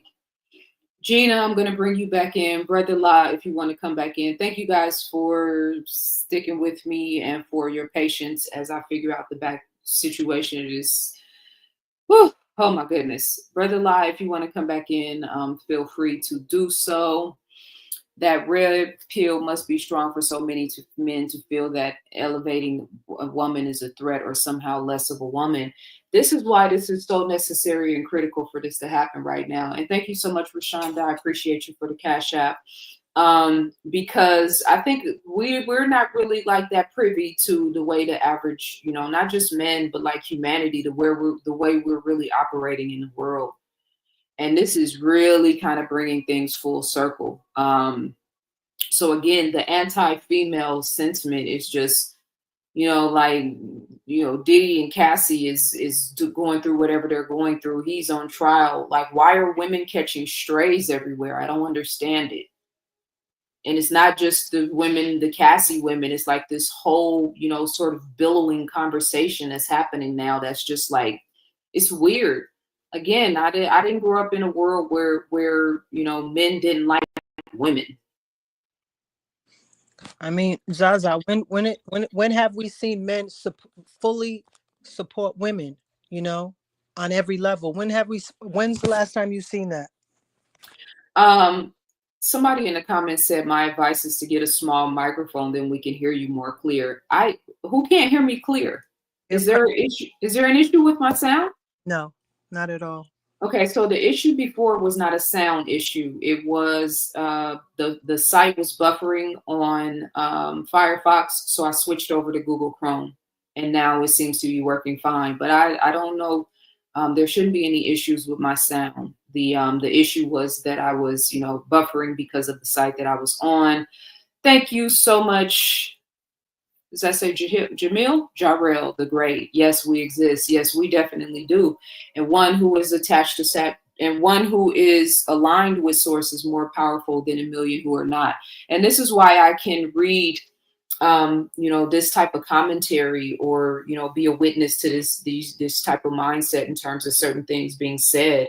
And not, get like there's a lot of people getting triggered right now. I don't think we really understand how triggering this is for a lot of women in particular who have been in violent or domestically violent situations. And even when I say that, if men can't understand that and relate to that and, sort of pivot as a result of that, then again, we're not watching and listening to the men that are qualified to lead a future world. Exactly. And yes, I'm saying that I'm making a blanket statement, 100%, the same way that I say men who cannot control their sexual desires can't be trusted in positions of leadership.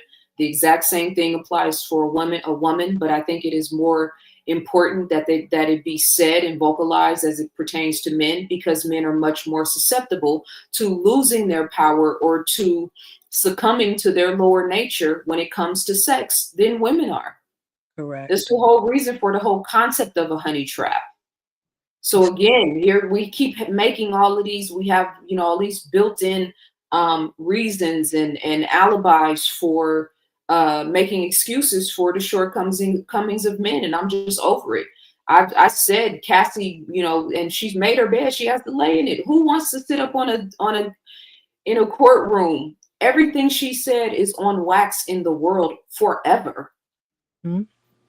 I don't know what I mean, like that level of persecution. I don't know if you guys have ever really been up under any sort of fire when it comes to like having to be in the internet social media world, but it ain't nothing cool or fun about, you know, 5,000 or 10,000 or a million random strangers making fun of you and making light of traumatic experiences that it took you. Like he said, the woman tried to walk herself in traffic. I That believe it. she was suicidal. You guys can't fathom that trauma and breaking a person's spirit could be that, you know, circumstantial where it would affect you like that. But at the same time, we're supposed to pay attention to the suicide rates of Black men and get to the root of why that's happening so we can stop that from taking place. I agree. It's disgusting. I would love to hear from some of the kings, you know, and I'm saying that being, you know, acknowledging and being cognizant of the fact that all men aren't kings. You know what I mean? And some men are not good men, and then some men are great men. So yeah, this is, you know, this is strange. If she's willingly and subjecting herself to it, no, I don't like it. I wish it wouldn't happen. But some women just go for some strange reason. This is what I'm saying. Everything you said has been about her. Right. You know, I thought steel sharpens steel. Why are you so afraid to hold men accountable? Mind you, this is a man you don't know. He's not in your family. He's not your brother. He's not your uncle. He's not your cousin. You don't have any built-in loyalty as to why you should be supporting this man in all of his fuckery. So, you know, you keep focusing on her. And it's giving me the microcosm of the macrocosm where men still to this day are blaming Eve for biting the apple. And still going back to 1960s and blaming women for allowing, you know, they had to go get welfare, so the man had to go out the house, so it was her fault that she had to go ask another man for help because she needed money to feed herself and her family. And at any point the man could have been like, you know what, we ain't doing that, squash that, I got you covered. We wouldn't even be talking about it today. So, and I know there's conditions to that, right? Because we had to do what we had to do, but I'm just saying, will the real men please stand up? I would love that. I'd love to hear from some real men. If there are any listening, that'd be No, great. there's definitely some listening. There's always real men listening to, you know what I mean, tuned in to the content. A lot of times they just want to sit back and listen, you know, which I'm here for. But still, this is all. Let me see. Are that our men good? Our men need good health leaders. They're defending Diddy like he is a leader. This man is a demon, a straight up demon. Yes. And that's if you guys ever catch me defending a demon in any way, shape, or form or fashion, then yeah, that's a danger. Let that be considered as a dangerous situation. You're Correct. actively defending somebody that is actively on trial for their life, that is active, that has verified and proven that he is capable of the most wicked demonic things. I don't know how you guys can look past that. Yeah, yeah. What he's done to so many people. Can you imagine the amount of stories, like factual stuff that has happened that we don't even know? Can you imagine? Hmm. But nobody, no man is coming on the platform. I'm wondering why. I mean, what do y'all want us to tell y'all? In one breath, you say women scared to speak up. Then y'all say you're strong, brave Black woman. I mean, what do y'all want? How did you trickle into this conversation? Did you make a wrong left turn? Were you looking for some red pill manosphere type content that was gonna like stroke your ego or go off on the casting call of we hate Cassie because she's a gold digging, you know what I mean, Jezebel? I think you made a wrong turn and somehow you stumbled into this conversation. First of all, we don't want you to tell us anything. We're having a dialogue and intelligent conversations. I'm just kind of flabbergasted at the inability to be balanced in the conversation. I don't want you to tell me anything. I want you to be exactly who you are. I'd rather know than not know. In one breath, you say women are scared to speak up. I didn't say that, but that's a known fact. So this isn't about what we say in one breath. That's a fact that women are scared to speak up. So don't make this, don't try to trickle words in front of us like you're trying to, provoke some sort of reaction. Again, this is not that you're in the wrong class for that. The wrong conversation class, however you want to spin it. Women scared to speak up. Then y'all say you're strong, brave Black woman. First of all, you sound like you just, you know what I mean? Did you fresh off the plantation? Who talks like that? You're strong, brave Black woman. None of that conversation has come out in this conversation today. Nobody, maybe in the chat room, I don't know. I haven't said anything to that extent. So what are you talking about? Now maybe you should click the link and join in on the conversation. I'd love to hear what you actually have to say. Wiggleman, interesting choice of a name. Diddy might approve. Now that's a joke, so don't get in your feelings. I do have jokes. You try to make light of funny, alarming situations. But what do you mean? What do y'all want? What do you want? What did you? We're talking about a very highly emotionally, culturally charged conversation between the male-female dichotomy. We're talking about perpetrators and victims. We're talking about the R word. We're talking about the complexities of domestic violence and the role and responsibility of being the strong leader, of being the man who was supposed to accept accountability and responsibility. We're talking about manhood. So let's not ask what we want. Let's ask what you want. I'd love for you to join in on the conversation with us. You don't even have to turn your camera on. I'd like to hear your voice. Let me see what kind of bass you got in your voice. Yeah, I would love him to jump in on this conversation as a man.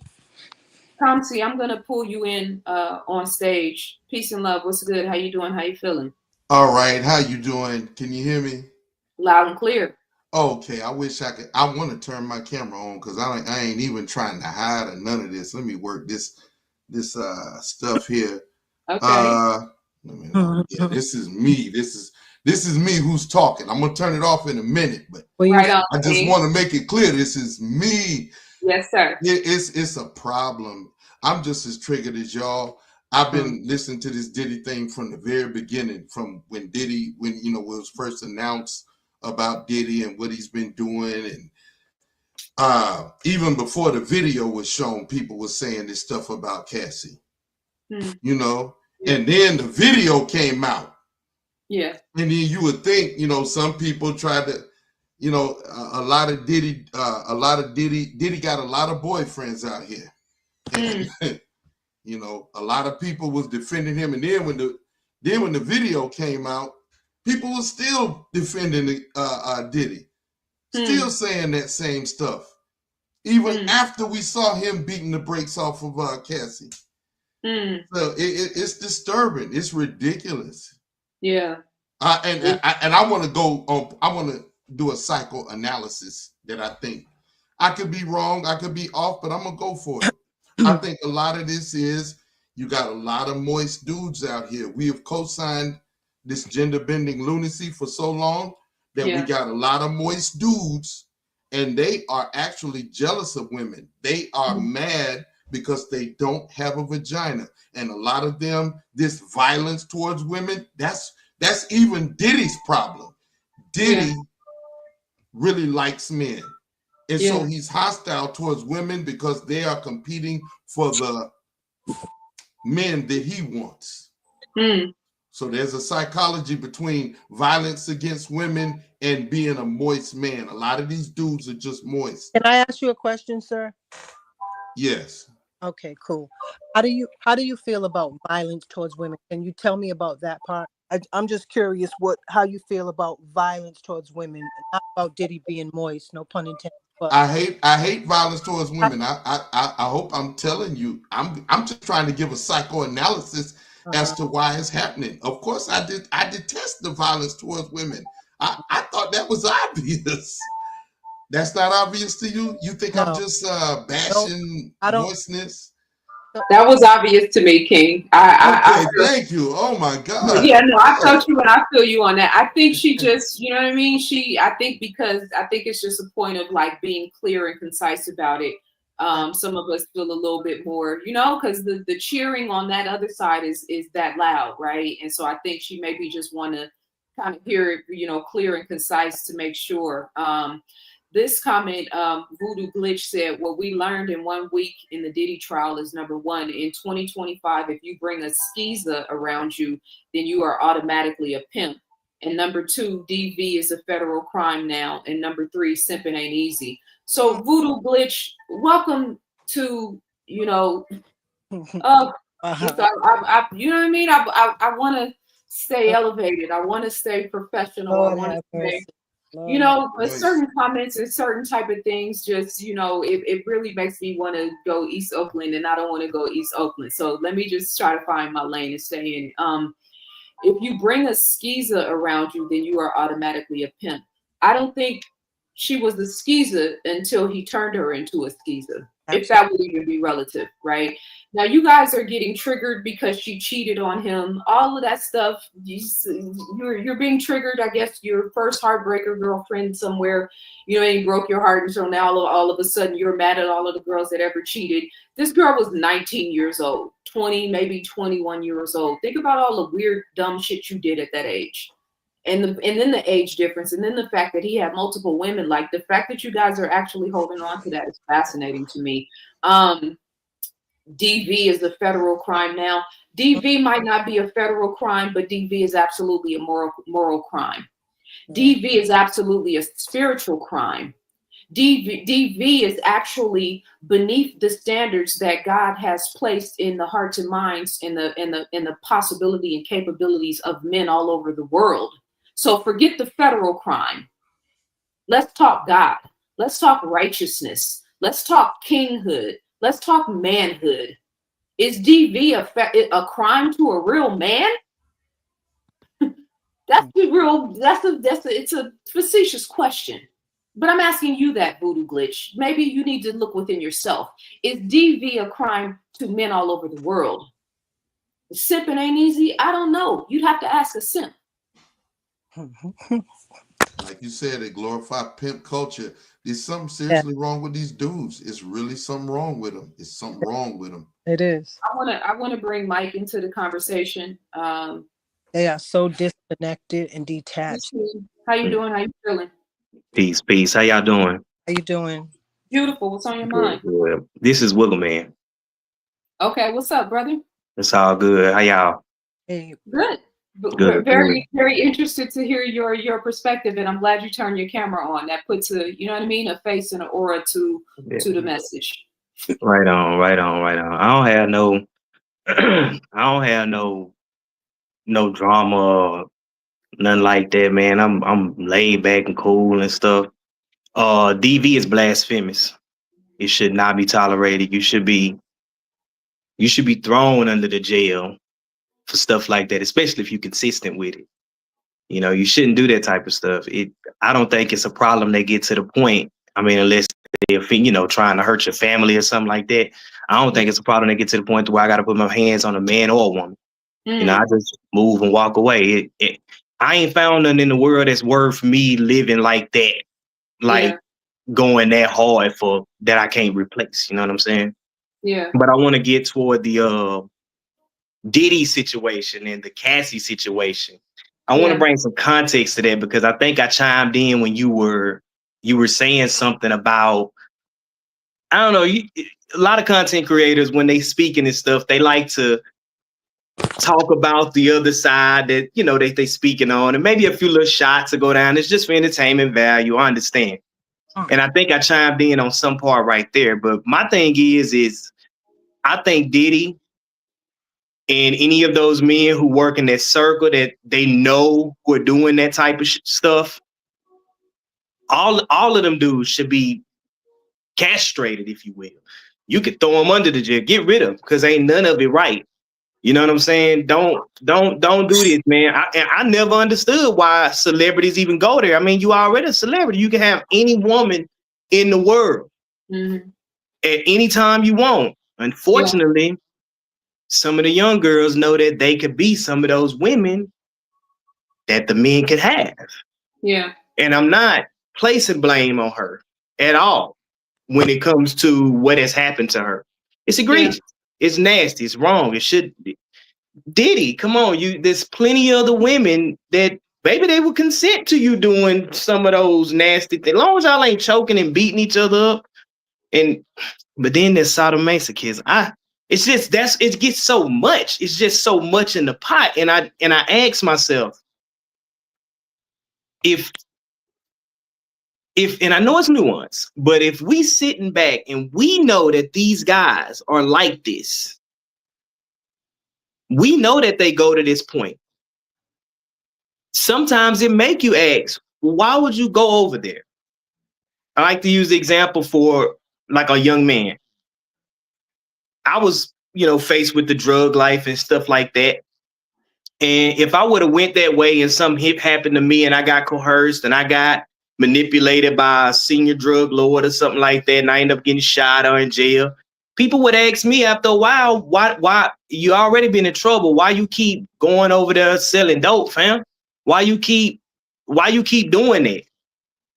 And so in my mind, I just be asking the women, because I think from a broader perspective, like, how we gonna stop this, man? And at some point, man, you just gotta go home, fam. Just go home at the end of the night at the party, because now you wrapped up in this. Now you all messed up. You all traumatized. Folks done peed on you and white man excrement on your nips and stuff. Like, come on, fam. Why you don't just? I just be thinking real simple. Why don't you just go home? You know, and that's all I'm saying. I ain't blaming no woman or trying to hold a woman accountable on this right here. Or, I mean, what did you say? You said, why we always bringing up the woman or something? Why can't we look at Diddy? And yeah, we can look at Diddy. There's systems in place that will bring about a massive consequence to guys like this. But now that we got the guys locked up that's doing this, in my mind, I be thinking, all right, young ladies, what are we going to do now? Are we not going to continue going over there? Or are we going to continue going in these drug charge, sex charge, potentially charged places like that? Or are we going to continue to possibly subject ourselves to this? That's all I be saying in my heart. I 100% appreciate and value your perspective. In Hotspot Casino, I see you in the waiting room, as well as Serenity. I will bring both of you guys in just 1 second. Sandra made a great point. She said she was 19 grown men manipulating a grown woman. What do you think he can do to a 19-year-old girl? One of the first things a pimp does is to get you hooked on drugs. And the drug aspect of this, has to be like really, really emphasized, right? If the gab, I mean, come on, 19 from Connecticut, in little Connecticut. Come on, I'm from Rhode Island. Rhode Island's the smallest place. She was innocent. She didn't know nothing. She didn't know. So this is the thing, because innocent, naive people get taken advantage of all the time. The hood is full of wolves. You know what I'm saying? The hood is full of, you got your prey, right? And then you've got your predators, right? Mm-hmm. So the prey and the predator element of this is happening everywhere across the board. It's happening in the music industry, yes. But again, like I just was talking about, where I was growing up in Brookfield and Oakland, I come to find out the 14 and 15-year-old girls were having sex and being paid pennies on a dollar to have sex with the men that worked in the stores, right? So the predator and prey aspect of this is happening on all fronts. And it's not just male, female, right? So like you said, the consequences, go home, that aspect, right? The problem is, we could say that same thing about gang culture. I'm in LA. I could say that all those Bloods and those Crips, those 10 and 11 and 12-year-old naive, innocent young brothers that's getting bullied by somebody in the community, right? Or that's, whose mother is strung out on drugs and ain't nobody taking care of him. So now he's getting jumped in and committing himself to a violent life because he's prey in an environment of predators, right? So some of this is about the male-female dichotomy, right? But a lot of this is about life. And in the same way, I can have empathy and compassion for a 10 or 11 or a 12-year-old or a 20 or a 25-year-old who is prey We have Black men in our community right now that are 20, 21, 22 years old that are being stalked and harassed in their own communities. So this is beyond gender, but in terms of this particular conversation, in terms of the victim versus predator conversation, there is clearly a victim and there is clearly a predator. Right now, we can go through all of the caveats of what made you a predator and made you a victim, but when you're a victim, you don't want to hear that shit. Right. When somebody is stomping your face into the ground and is misusing and abusing and traumatizing you to the point where you got to have alcohol and pain pills and drugs to even cope, it's like, so we're all on the outside of this looking in. But this is happening all across this country. I couldn't believe when I was in Atlanta, the amount of sway and pull and the vibration of the strip culture in Atlanta, and then juxtapose that with the sex trafficking world. Atlanta's one of the biggest sex trafficking cities in America because of the Atlanta airport, right? But what is Atlanta? Predominantly Black. How many of those girls that's being shipped off around the world or snatched off the streets is predominantly Black? Right? So I don't know. I just feel like, and it's the mother in me, but then it's also, you know, the me respecting manhood, respecting what the kings of ancient times did, respecting I know what it looks like for a man to step in and to protect a woman that's not in his household, that's not in his family, right? That level of empathy and compassion is missing. And I know, I'm gonna say this and then I'm gonna bring you in, Hotspot. I know that a lot of our men have been neglected or not properly raised and properly treated by their mothers. That is a major part of this. I understand that you guys are out here trying to be, you know, good, upstanding men, and you keep running into these holes.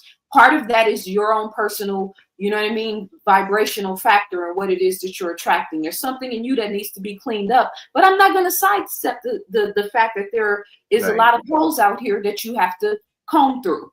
Right? I can acknowledge and respect that. I know that it's difficult for you now to discern the difference between a 304 and maybe a queen because you keep bumping your head up against the ratchets, right? All of that's relative here.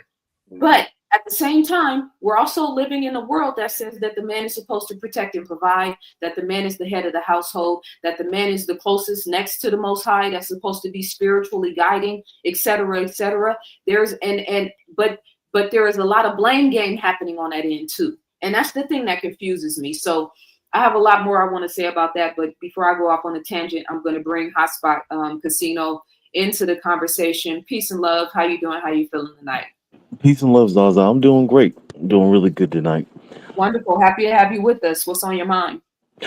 When it comes to this Cassie situation, I think people need to understand that she is a victim ultimately.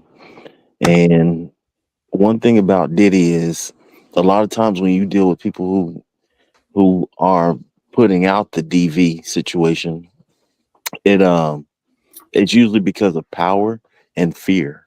Mm-hmm. And in her situation, even though she was exposed to some things, she eventually had to go through a situation with Diddy with fear because of the type of power that he had. And anytime he could have done anything to her, whether it be through giving her a toxic chemical to lay her to rest or do something else to her. So, you know, we can only imagine what she had to go through. I mean, she's not a saint, but she did go through some things too. And that's what we need to acknowledge. Yeah. I agree 100%. DJ Wayne, I'm going to bring you into the conversation. Peace, King. How you feeling? Yo, peace. I'm in here. Yes, you here. Oh, I don't even see it. I must have did something over here on my end where I can't see myself. I can't see what's going on, so I don't know. Hold on, I'm here, right? Yeah, I can see you. Well, I can see you, but I can't see your face. Yeah, hold on. Let me see if I can press a button over here because yo, what this thing just did to me. Hold on. What's going on? Oh my goodness. Hold up. I mean, we can hear you if you want to go ahead and get started on what you want to say.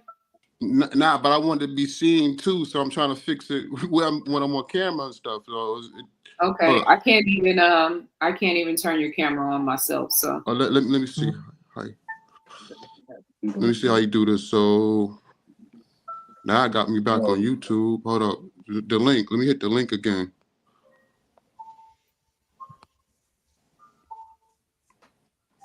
I'm hitting the link again, Zaza. Just refresh the page. Refresh your page.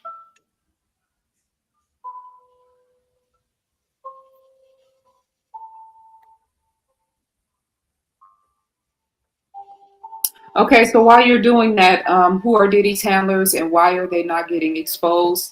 I mean, some people would say Clive Davis. Some people would say, I forget the dude's name. He's one of his, they call him his stepdaddy.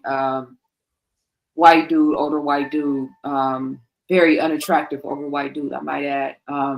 That's supposedly his sugar daddy. I mean, they never really get exposed, you know? But I think part of what's happening right now in them exposing Diddy, I say Satan has come from behind the curtain. I think this is all really about disclosure. They want us to know, who they've chosen, who they selected, who works for them, and how they got in the positions that they're in. So all of this that they've, obviously been knowing about Diddy's illicit affairs for all of this time, they are intentionally making it go public. In the forefront, it looks like justice, but I think what it really is disclosure. They are disclosing to us what they're capable of. They're disclosing to us what they do behind the curtains. They're disclosing how they make their stars and why they choose who they choose. And over the rest of this year and next year, I think that we're about to see major humiliation rituals with celebrities, Black celebrities in particular, that is going to be harnessing that energy, having us all, super tapped in and tuned into what's going on. And at the same time, them, behind the scenes working on the things that they've really been working on. How you doing with your camera? Wayne, DJ Wayne? He's not there. All right, so Serenity, I'm going to bring you onto the stage. Can you hear me? Yes, can I be heard? Yes, you can be heard, Queen. How you doing? I'm well. Thanks for talking about this. I know it could be um, a topic in itself, and that's what I'm learning how taboo it can be to kind of talk about domestic violence. I haven't been through that myself, thank God. But I wanted to kind of talk about just the career aspect because I find that she was his artist and was signed to him in this major contract of 10 albums. And the fact that she was shelved in that opportunity at a height in her career when she just had her single coming out and she was in her youth and her prime. And he Yeah, had her doing these FOs. And yeah, so when they talk about the money aspect, oh, she just wanted money. Isn't she deserving of that if she was robbed of that opportunity? yeah.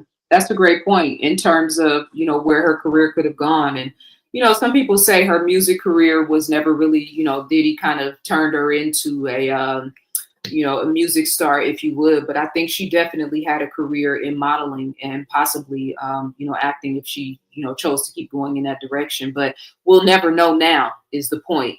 So that is a great point in terms of the financially. He basically just put her on a shelf. You know what I mean? So Yeah. there's that aspect. And then again, if she was getting paid, you paying sex workers to do what she was getting paid. So that would be a great way to calculate. Okay, if he was getting paid 3,000, 6,000 that for the things that she's doing for free, how much would that calculate to if she did the numbers for a total of 10 years? Right. Um, Cappy said too that someone didn't intervene and protect Cassie before she even dated Ryan Leslie's 10-year-old. I didn't know Ryan Leslie was that much older than her. That's interesting. But I didn't mean to break your wisdom, sis. Were you still want to add on? Well, I kind of wanted to talk about that too, just the fact that we don't really know much about her besides that she was a model and coming into the industry young and dating an older man. It kind of seems like she, you know, was an escort of some sort Hmm. to begin with. Excuse me. Yeah, I think it's a situation to me where like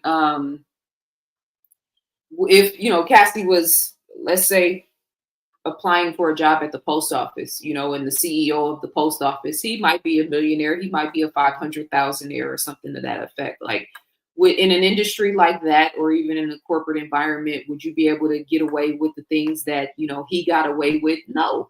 But again, the Hollywood, you know, music industry, celebrity culture is sex, drugs, and rock and roll. So there is a part of that, you know, and trust me, plenty of naive people come to LA thinking that they're gonna, you know, fresh from Ohio or Canada somewhere, and thinking that this is the land of milk and honey, and then they come out here and get robbed blind or run into the wrong dude, and now they're on the strip like that. All of that goes without saying. That's that predator prey aspect. But there are people who just really come out here, you know, that are innocent, that just want to try to, you know, get on. Now, the beautiful girl and the, you know, the successful man, that's par for the course, right? He wants her because she's young and beautiful. She wants him because he's successful and powerful. That doesn't equate to, you know, again, getting, you know, a train ran on you, or, you know, flown all around the world. Those things just don't equate. And I think what a lot of us are saying is that, you know, as a woman, you sign up for that. Oh, you think you can be with a man just because you're beautiful and young? Okay, well, so what if he did this isn't innocent to you? So what if that happened to you? You know, just like the somebody in here said in the comments said that we're blaming. What did this person say? Something about blaming the victim. Real pimps don't get their girls on drugs. That's a lie. I don't know what you quantify as real pimps. Now, maybe you know you have a you have a code for yourself in terms of how you see pimps, but yeah, no, that's the par for the course. All these women that are victims of sex trafficking around the world, that's how they keep them in play. So that real pimp thing, yeah, that's which book are you reading? Yeah, they take them like that. They keep them tame. Drugs is par for the course. DJ Wayne, I see you came in. I can see you were on camera at first. Okay, I can see you. Can you hear me? Yeah, I can hear you loud and clear. Okay, what's on your mind? Oh, everybody else can see me, hear me too, or I'm on a We can stage. all see you. Okay. Hey, peace, everybody. What's up, yo? Zaza, good to see you. It's a good topic you going to tonight. I was knocked out, and then brother Kamishi was calling me. I'm like, I don't know what's going on. I was knocked out, and then I woke up, got on here. I see he's on, everybody's on, and you know what I mean. Brother Kamishi, he's strong. Well, that's a real brother right there. He know how to you know how to articulate and really speak on this. And you told me your piece earlier. It's funny, we was just talking about this earlier, remember?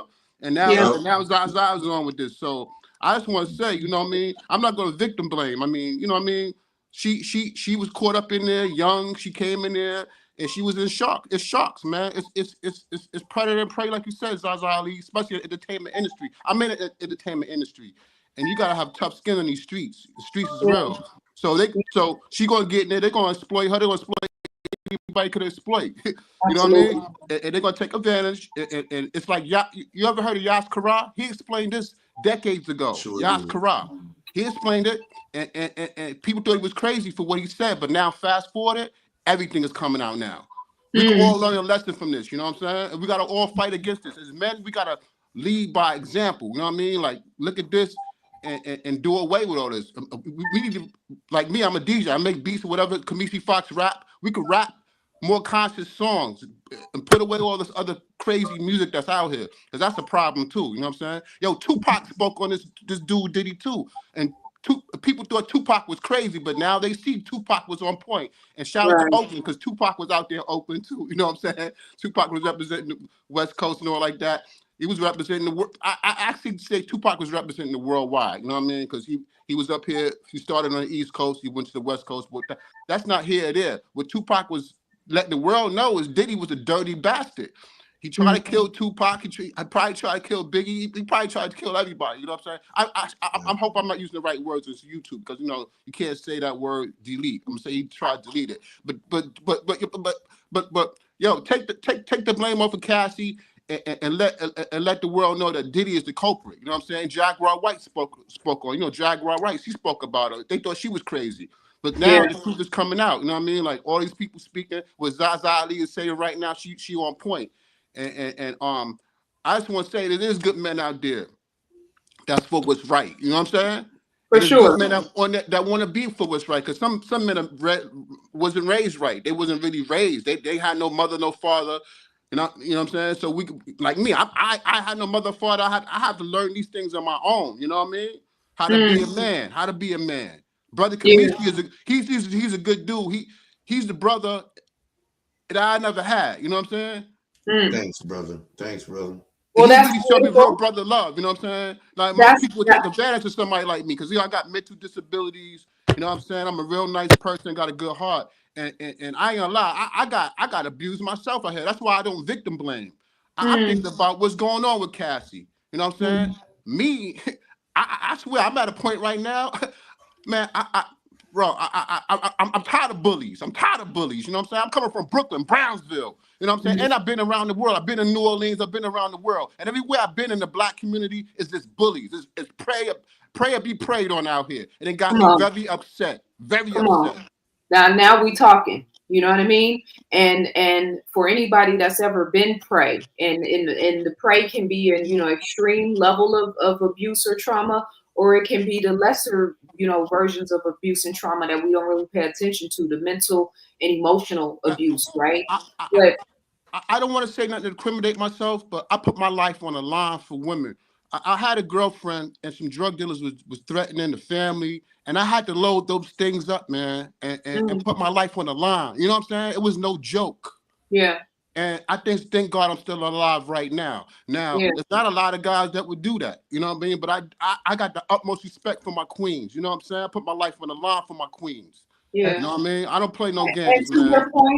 your point, and I want to make sure I say this, and I've said this plenty of times before, but I've had, but that's why you will never see me online just bashing men or like on no anti-man, tip, because God has blessed me with a tribe of, beautiful, intelligent men in my life. And I ain't even talking about relationships. I'm just talking about that have looked out for me, in different situations. So I'm always looking at this, like expecting a little bit more, so to speak. And to this point that this Jacob says she's no victim. Oh boy, might be morally wrong, but that's no crime.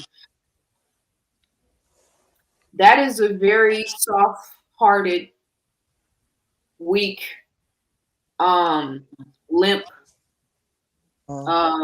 haphazard, half-assed, commentary. And I just really have to use the language that comes to my mind when I say that, because to hear and to know everything that we know in this situation in terms of what happened to this woman, for you to say she's no victim, is mind-blowing to me. And it's dangerous, not you as an individual, but the fact that a lot of people think like this is very dangerous to me.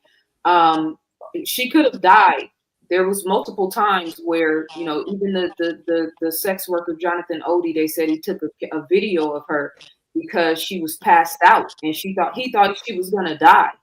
So if she actually had died, then we'd be having a different conversation here. But, oh boy, might be morally wrong, but that's no crime. Again, like I said before, the physical aspect of this in terms of legalities is one thing. The moral, the spiritual, we're so scared to hold ourselves accountable. Nobody like the fact that we have to have a caveat. She's no victim. Oh boy, might be morally wrong, but how is there a but? The but is throwing me off.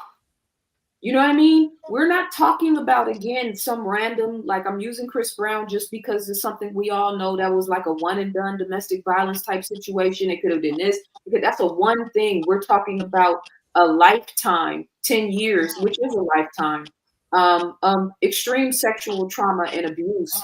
And the fact that you guys don't consider that being a victim is very alarming and scary to me. And I can say that recognizing that, yes, as a 19-year-old, bright-eyed, bushy-tailed hair, probably starstruck, probably making the wrong choices. She's trying to You know, maybe she wants to be a star. Maybe she did it for all of the wrong reasons. I don't know, but I guarantee you that night when she found herself with two men pissing in her mouth, she might have started to change her mind about her choices and decisions. Huh. And at that point, didn't have a way out. I got a question, Zaza. Where was her parent? Does she have a mother, father? Like, what was I know her mother. family I background? know her mother. I know her mother was active in her life because she was consistently talked. She's been consistently talked about. Her father is not being talked about a lot, so maybe he's there but wasn't an active, you know, presence. But then Once we again, have I'm not trying to stress violence, but see, God bless the dead. My brother Keith is known in Brownsville, right? He called him Keithy B. Everybody in the Ville knew him, and still to this day, he's not alive right now. He had a reputation. he was a ladies' man and everything. All the ladies loved him because he had the look and everything.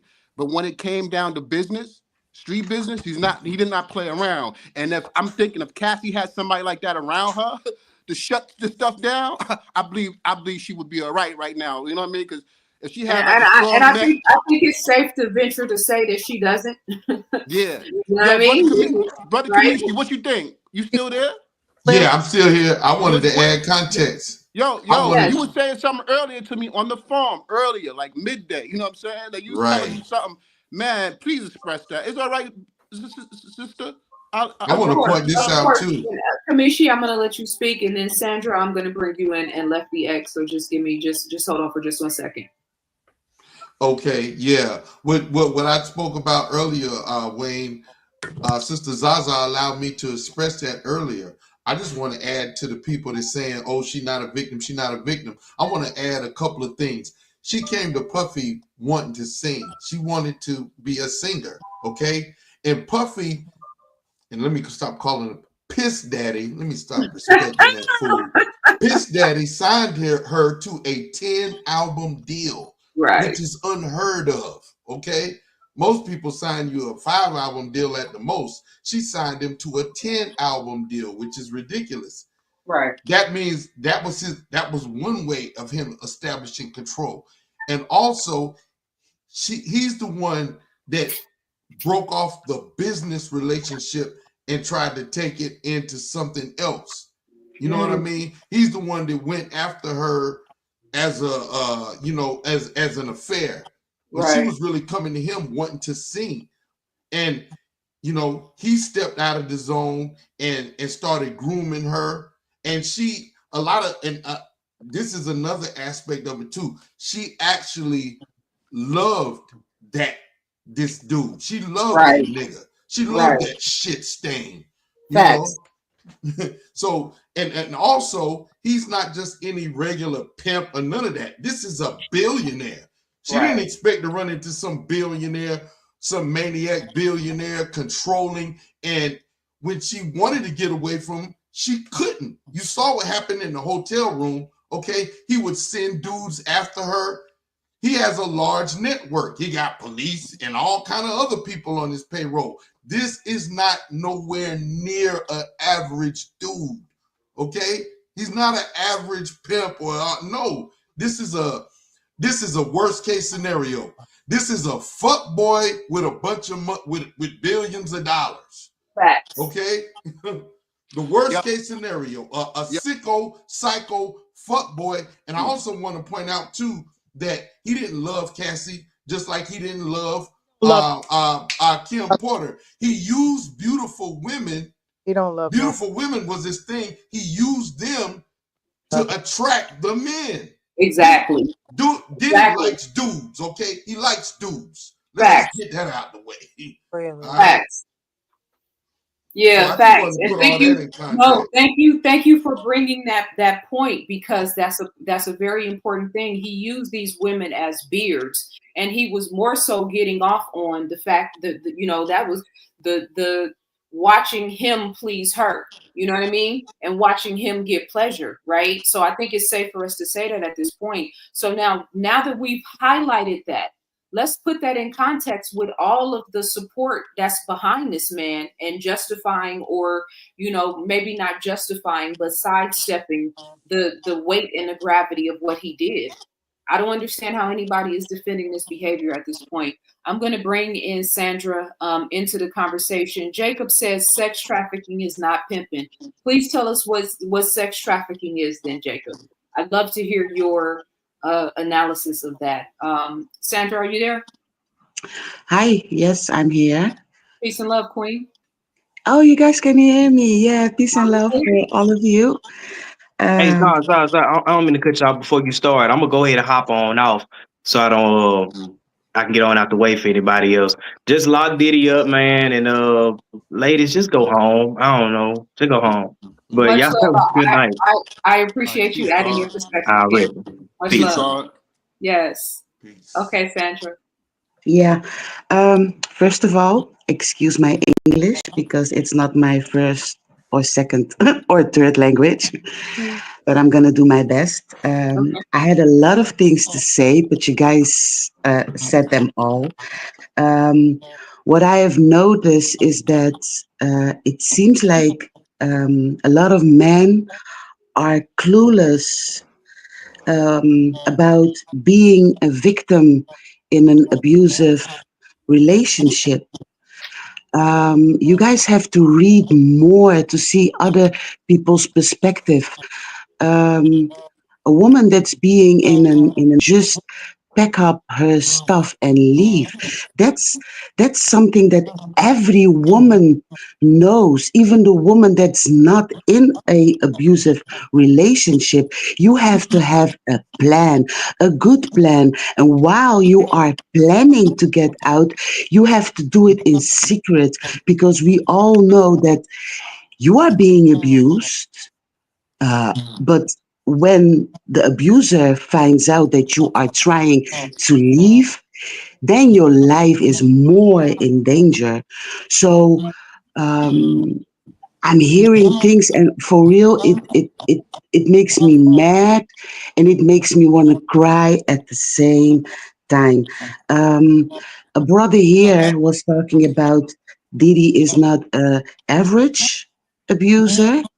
Can you imagine? Can you imagine that it's not easy to lose, to get away from an average abuser, Mm, and then you are being abused by a guy that has so much power. And I don't get it how they think that she didn't want to go away. She tried to go away.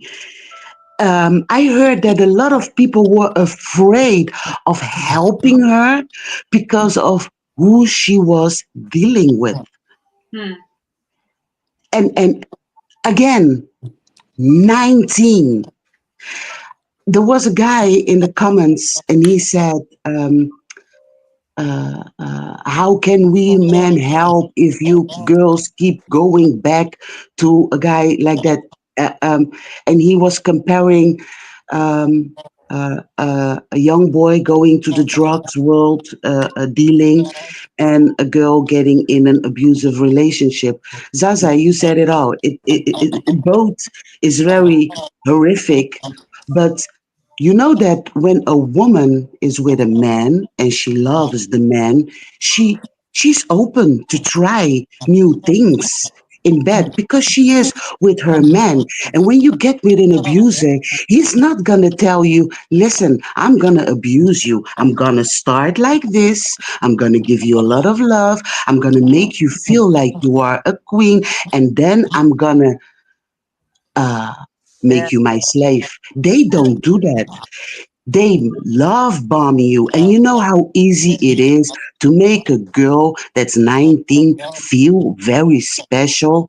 She is just starting this life because when you are 19 years on this planet, you don't know shit. you Excuse know my French. nothing. You don't know anything.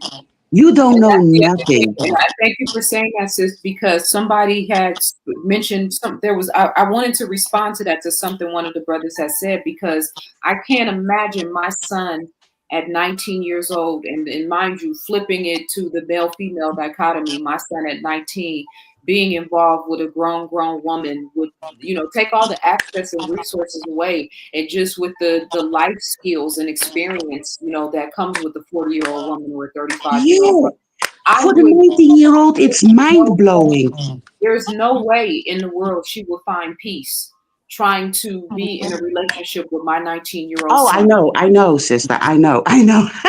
I would be that stalker that would make your life a living hell. But you know that a grown woman can make the life of a young man, she can make him feel like he's in paradise. And all you guys here saying that she liked it, it's because you guys don't know how it is to end up in an abusive relationship. Because when let's all be straight here, yeah, when an older woman gets with a younger man, she gives you a terrific, yeah, sex life, because all the girls that you have had in the when you're 19 is nothing. You are just finding out what it all is about. You don't know shit. I heard that he teach her how to give a fellatio. Is that how you say it in English? Yes, yes. Listen, when you are a grown man, yeah, 30 above, you have no business being with a girl who doesn't know how to give you a blowjob. You are a grown man, so you have to get with a woman who knows how to give you a blowjob. So if you are getting with a little girl, that means that you are sick. You have. I don't have words. I cannot even say sick. You know, you are a demon. That's it. You're not even sick. You are a demon. This guy is a demon. I think I Yeah, have and said it I all.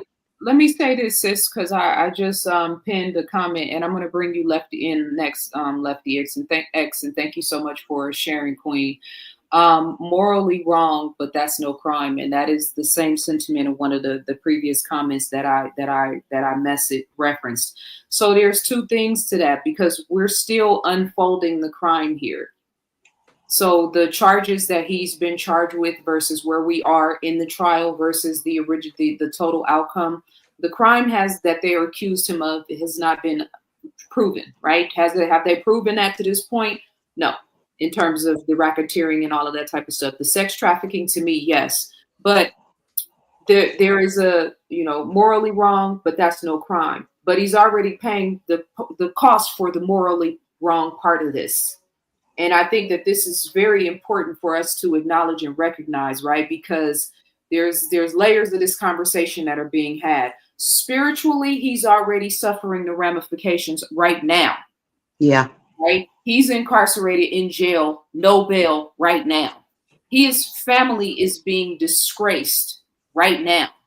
His reputation is being completely ruined right now, right? So we can talk about the physical ramifications in terms of it's a crime, is it legal, is it not, all of that stuff. Morally, is it wrong? Yes. Morally, is he paying the consequences? Spiritually, is he paying the consequences right now? Yes.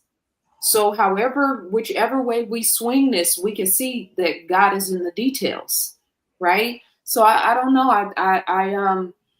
The crime element of this, and even with the sex trafficking versus pimping, like, what do you guys think pimping was? Can I I'm in point something out? hang on just one second. I'm in LA now, but in Oakland, the thing was to take the prostitutes, either drive them to different states where, a place like Las Vegas, where it's Vegas is Vegas, right? So when I lived in Oklahoma, when I was in high school, it was a thing where all the girls started going down to Dallas to be strippers, even the girls that I was in high school with. And I was like, okay, have fun. I'm good on that. But it was a thing. So when I found out about that, I also found out that some of the pimps that were in the Oklahoma area and that Dallas and vice versa were driving females back and forth across state lines in order to perform sexual activities. Now, if we can understand that if you take a pound of weed or a pound of coke or a pound of fentanyl or whatever across state lines for the ability to make money, right? we understand how that's a crime. But the same thing is happening in this situation with Cassie. And I think the thing that, I don't know if they're going to hone in on this in the case or not, but I remember when 50 Cent came forward and said that he has seen a video of her, right? When I saw that, I was like, oh, he's pimping her out. Yeah. He's showing Yeah. he's releasing content and releasing these videos to either make deals with, maybe it's a CEO or a rapper or somebody that he's actually interested in. So he's showing them her to get them in the door. And maybe it's to have sex with her so he can fantasize about having sex with them, or maybe it's just to get the win to seal the deal. That is 1000% pimping. And at this point, I think we have enough information to even be able to make that analysis of the situation. So I think a crime in terms of the pimping aspect of this, the sex trafficking aspect of this, has absolutely been proven. You know what I mean? The racketeering, hang on just 1 second, sis. The racketeering and other things is a different thing. But I want to bring Lefty X in real quick because he's been very patient, and I want to make sure that he gets a chance to chime in on the conversation. Peace, King. How you doing? Peace. I was we can hear you. You hear me? Yes, sir. Yeah, I was maybe I'm not gonna be a favorable opinion on this, but none of this is new in my eyes. Pimping is like you said in LA. Everybody is a cultural thing. It depends on where you from. People have a different definition of pimping. But at one point, when he said she's not the victim, I understood what he meant by that, by saying that at what point does she try to be active in her escape and not wait 30 something years? My thing is, when you get into a situation where as soon as something goes left, you have to figure out how to get out of there. Right. It's like when the lady said she didn't have a plan, and now you're saying that Cassie's an idiot and she wasn't intelligent enough to figure out. No. Listen. Just 1 second. Let him just get his full point out. Yes.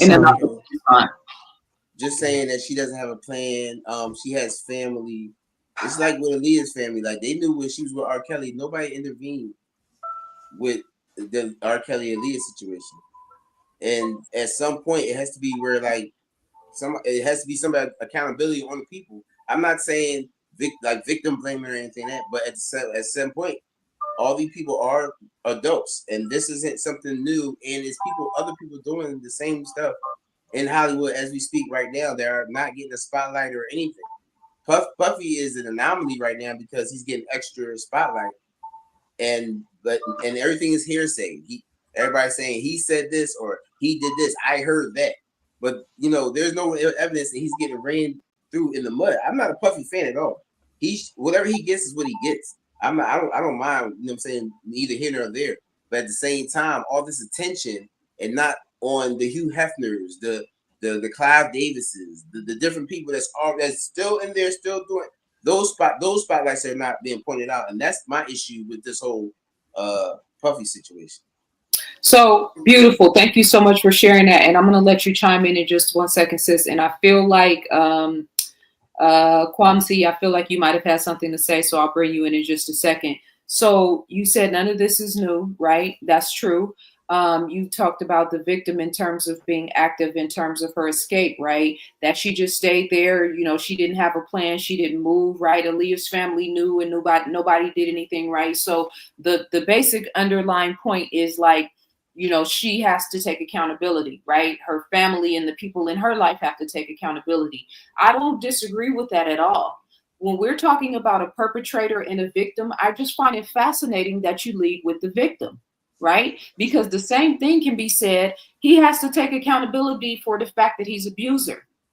He has to take ability for the fact that he does wicked, depraved, like savage, sexual acts that he is now on trial fighting for his life against, right? He has to take accountability for the fact that he brought his girlfriend, aka sex slave, around his son with a black eye and told her she needed to put some makeup on because she couldn't be around her son like that. Not like, I need to stop putting my hands on you, but like, hey, you're around my son, you've got to have your mask on, right?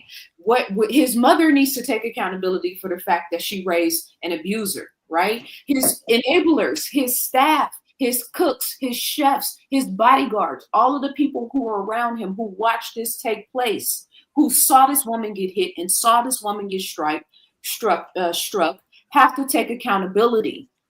It's fascinating to me that we can acknowledge that we can lead with that when it comes to the victim. We should be leading with that when it comes to the perpetrator. We should be leading with that with the person we watch on film, a grown man in his 50s. We're not talking about a Chris Brown, 19, 20 years old. Oh, I was high off drugs. I didn't know any better. This is a grown, this is somebody we would call Pop Pop. And not for the reasons that she called him Pop Pop.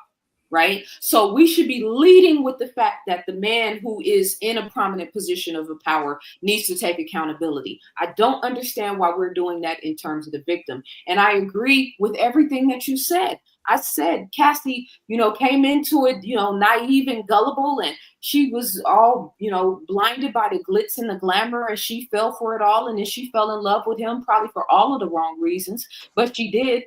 Right? And so she's doing these things to try to please him. Year 1, year 2, year 3, year 4, year 5. At some point, the light has to go off in your head, right? This dude don't love me. He's using me. This is not in my best interest. When you're in your right mind, there is a much higher probability for you doing that than when you're staying coked up and drugged up and alcoholed up and you can barely look at yourself in the mirror because you can't stand the smell and the stench of what you just did the night before. So you stay high so you can look in the mirror, let alone live, right? So I'm just saying this inability for us to, it's like, yes, both parties need to be held accountable. But, if you're a father in a court case, in a situation where your daughter just got, misused or abused by some random stranger, and somebody's like, yeah, she was wearing a short skirt. And that's why that happened to her. That it sounds absurd, right? So I'm just saying, let's lead with accountability for the perpetrator of the abuse. We could talk about the victim down the road. She didn't talk about going to therapy. She didn't talk about wanting to kill herself. She's 3 children in now. She has 2 daughters, and she was still doing drugs. That doesn't sound like somebody who flew off into the sunset. So again, the same way Diddy is paying his spiritual ramifications, I can't imagine as a woman to have to sit in front of the world, and I guarantee you she didn't tell us everything. There are skeletons in that closet that will never see the light of day.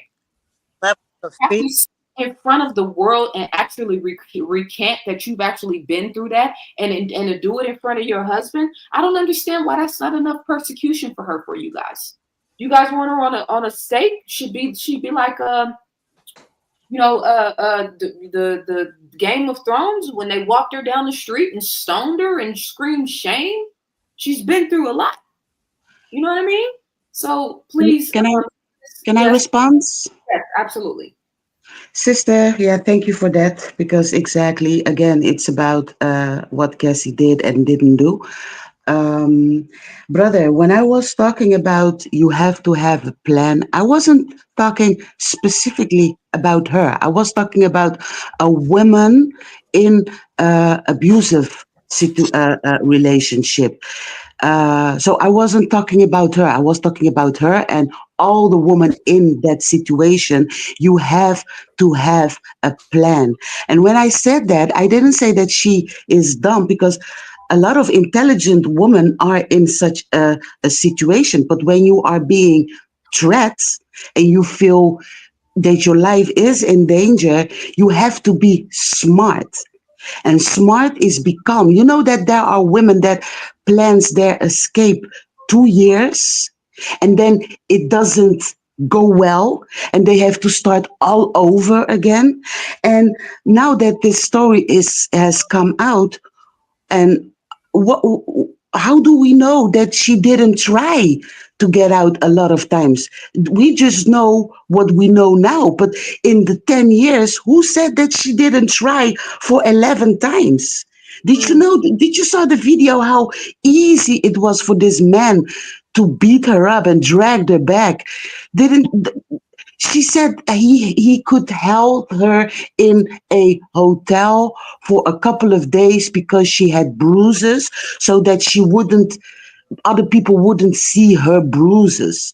That's how many money he had. In a woman, an average, like we like to say, an average woman and an average man in the same situation, the woman is putting makeup on because she has to go to work. But she know that she has to come back because she's responsible for what the man is gonna do if she doesn't. This is a guy that had enough money. Do you think that the video in that hotel is the only video that he paid to keep the mouth shut or to destroy? There is always an angel at work, always.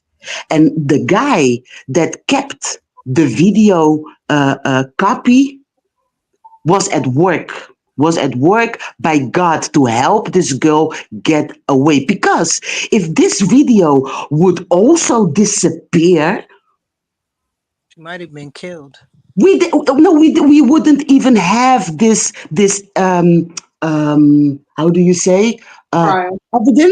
evidence, because when this story came to light, he was lying. He was like, I never did this and I never did that, and come on, and blah blah blah blah blah. And then the video came out, Well, and and think about how still, think about how many of these experiences were not filmed. You know what I exactly, mean? exactly. How much abuse she experienced that we will never be able to see, that torments her at night. But here's the other thing I want to say, sis, before I forget about this, and this goes to Lefty X's perspective and to all of the the commentary that's kind of been in this same lane. Young women are looking at this. Young men are looking at this. They're watching us. They're listening to what we're talking about. I know they're tuned into my content because I have a lot of young people that listen to me, the influencers, right? The commentary on the shade room, right? All of the, we are all engaging and doing this dance of communication through these internet streets, right? So people are reading the comments. They're watching to see how Black men are responding to this.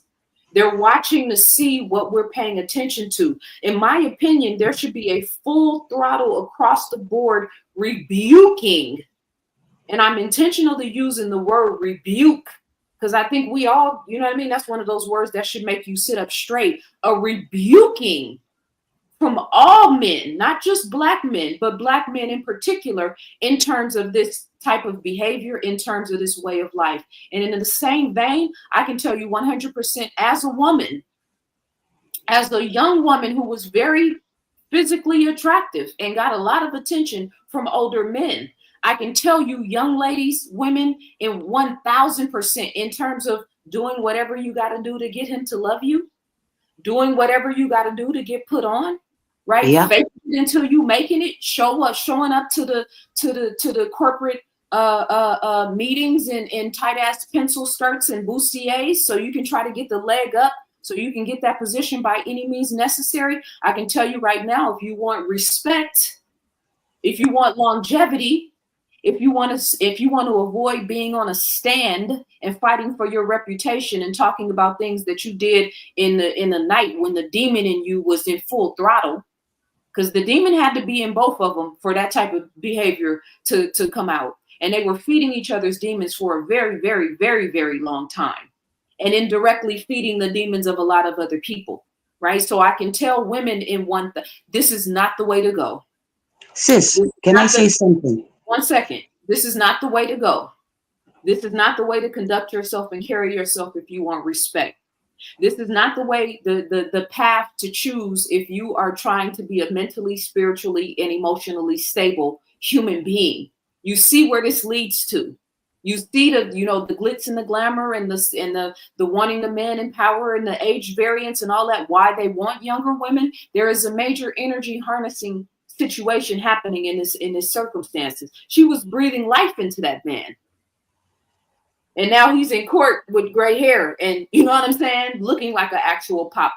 He was harnessing her life force energy. This is another reason for the dichotomy in terms of the older male, younger female. And it goes the other way as well in terms of older women and younger men, but it's just a less likely thing.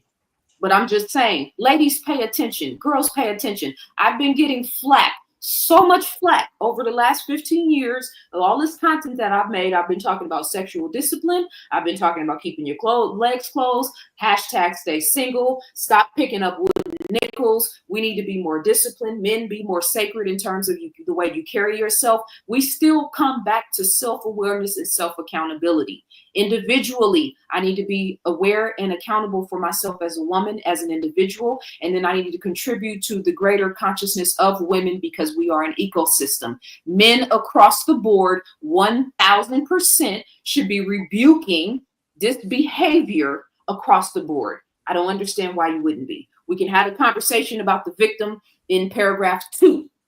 Paragraph 1, we need to be focused on the cancer and cutting the cancer completely out of our community, or unless 5 years from now, we could be sitting here talking about one of your nieces or one of your daughters. Then it's real. Right. Yeah. And sister, you were talking about, thank you for this, but you were talking about the younger people that are watching us and listening to us. Do you guys, do you imagine, can you imagine that there are younger girls and older women in the same situation that she is in now, and now they are listening to you guys blaming the victim? How is that making a safe space for them to come out? If I was being abused now and I am listening and reading all the guys that are blaming her, for real, I would keep my mouth shut. I would, So, but because this, that's why I'm here, right? Because what we want to do is speak life into her. What we want to do is speak courage into her, right? What we want to do is you can look at a Cassie and see what you can with the other end of the spectrum. See, we're just focusing on, we're all looking at the trauma and the difficulty of the situation. This woman that got married and moved on and is 3 children strong right now, right? And hopefully moving towards some real sustainable level of healing, right? So you can make it out of it. You can heal, but you do have to take accountability and responsibility for your choices and decisions. That's not a blame thing. That's an empowering position. How did I get here? Where did I make that wrong left turn? Right. And that, a lot of that comes with therapy and perspective down the line. But we are talking about a level of accountability and self-awareness. And I think that's what Cassie displayed when she got up on that stand. She didn't just tell on Diddy. She told her truth. yes, She told herself. yes, You know what I'm saying? I don't know how many women you guys know that would sit on a stand and actively say something like that and tell that level of very volatile and embarrassing and, you know what I mean, shaming type of story. That was a perjury unto itself. I can guarantee you. She was in the fire in that experience. So anybody else in terms of you guys that are on the panel want to say anything? Also, one second. I actually said I think people who think like that may have done some of the same things he has done and don't see the issue. I think a lot of people who resonate with this behavior are aligned with the behavior. That's why they don't see an issue. But please come in, sir, brother.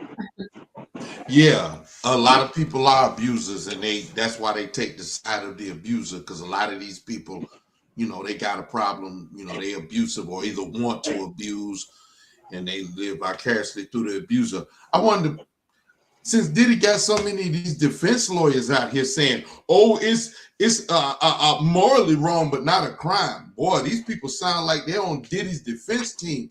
I want to let these people know that Diddy committed crimes. Okay, whether even the video of him beating the brakes off of Cassie, that's a crime. Okay, that ain't the first time he's done that.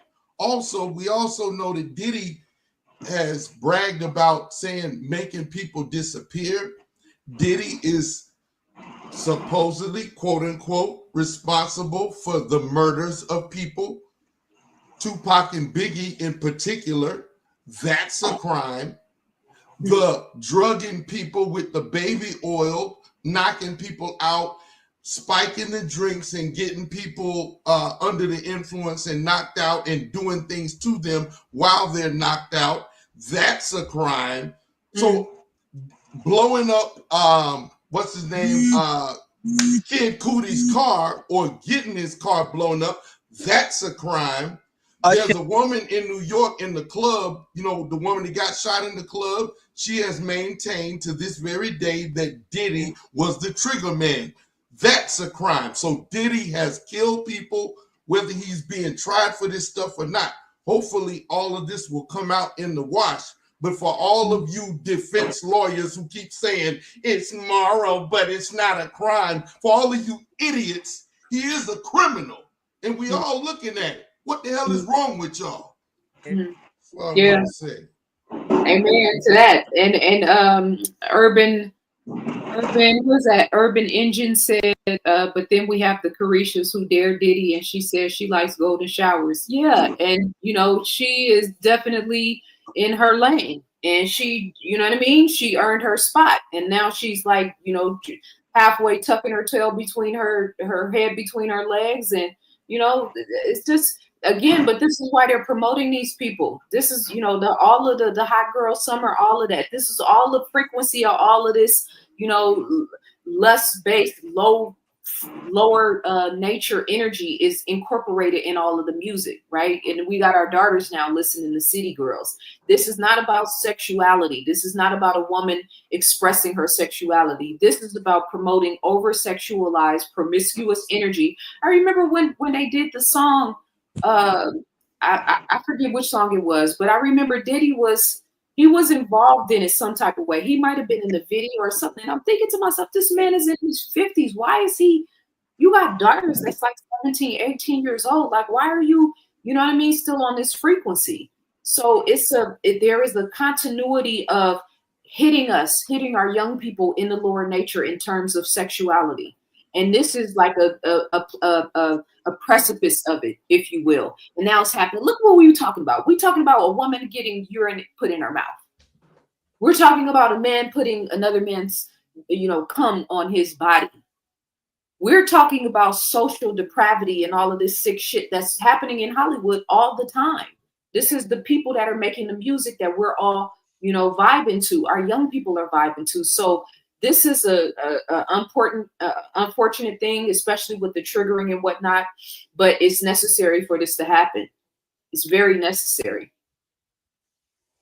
Zaza. Yeah, I have something to say. Okay. So, and I agree with everything you're saying, and I'm not defending Diddy at all. And just because the topic was Cassie, that's why I came on talking about Cassie.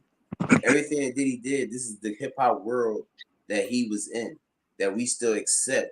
If the new whatever video come out today, tomorrow, 2 weeks from now, is going to have sexual promiscuity in it. That's why I said there's nothing new about what's going on. Now, and I'm not accepting nothing that Diddy did. I'm not defending him. Never have. I don't know what happened. I wasn't there, so that's why I get upset. Just the fact that people are using their imagination to run wild to say that this happened, this happened, this happened with no proof. No, I think let me just stop you right there real quick. Okay. I think we have a week's worth of testimony now. She came forward and accused him of a lot of things. He didn't refute any of it. So I think it's safe to say at this point that we do know some of what happened. No, I mean, I'm not saying that not. I'm just saying that before this Cassie statement, these stories were still out. The baby oils, all that. It's not about that. I'm talking about the culture that we're living in right now. Whereas we're like, it's acceptable for city girls and hot girls to come in and shake their butt all over the place. I just came from Malcolm X Liberation Day event, and it was little girls still dressing like adults, and nobody said anything about that. It's like they cater to the lower nature of men, and I have a daughter, so my daughter, if something happened with her, she knows that she has confidence in me that I would have her back, and I would do something. I would go to jail and I would die for her, and she understands that because she knows that from her father. And with that being said, if anything, like me and my daughter have a beautiful relationship.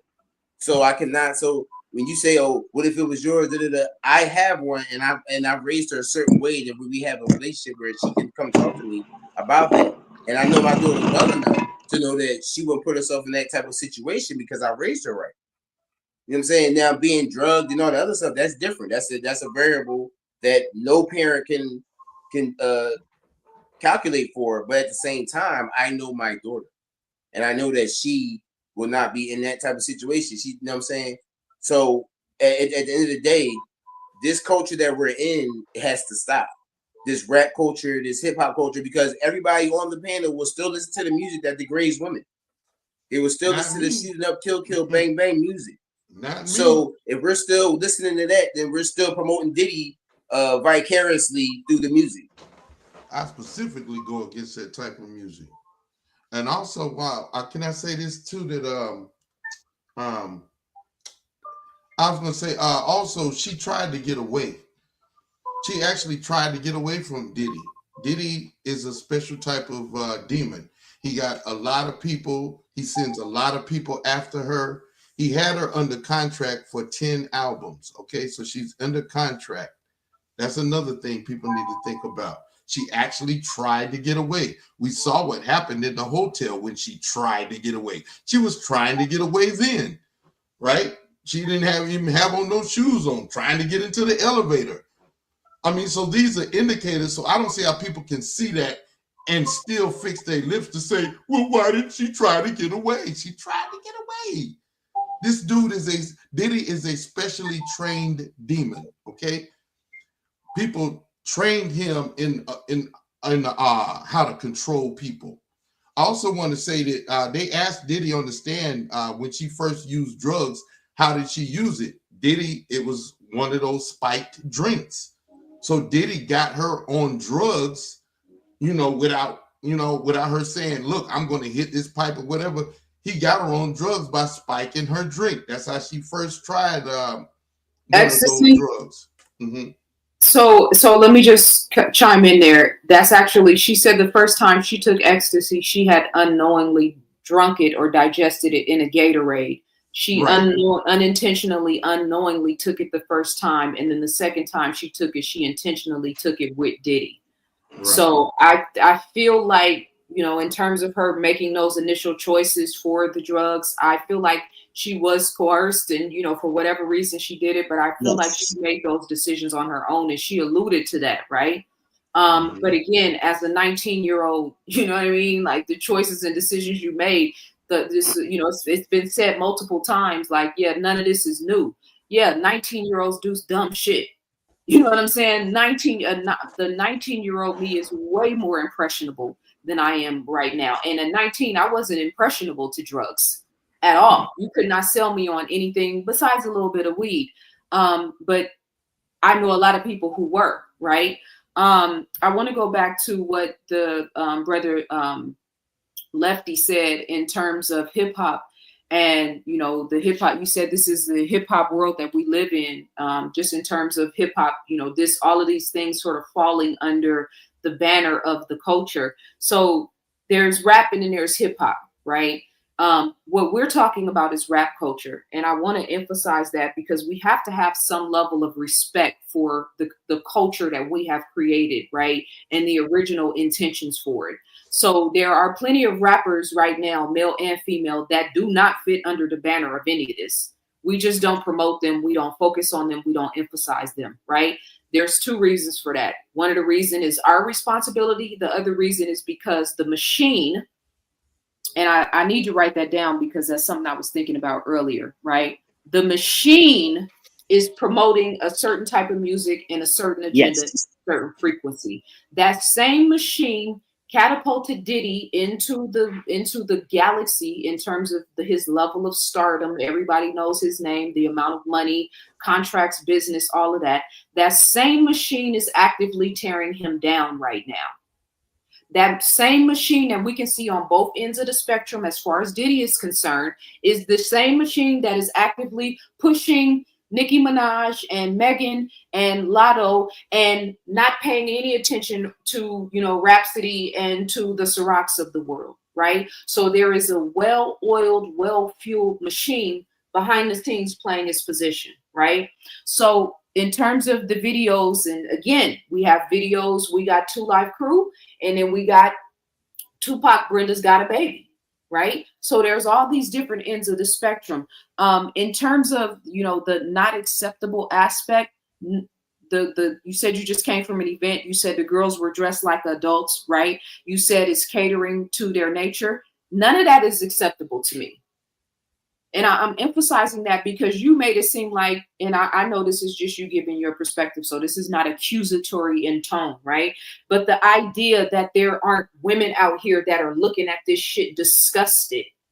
And I've been talking about this for a really, really, really long time. So I just, you know what I mean? Like the fact that all women are just sitting back listening to City Girls and turning up to this stupid, retarded music, right? Like the fact that we're not being affected in the way that we engage and interact with men, because now you expecting for females, not you, but the collective, now you expecting for females to lead with half naked pics, and you want to go on her social media platform and see all the goods, before you get a chance to test it out. We're having to deal with and live with all of that, right? So no, it's not acceptable.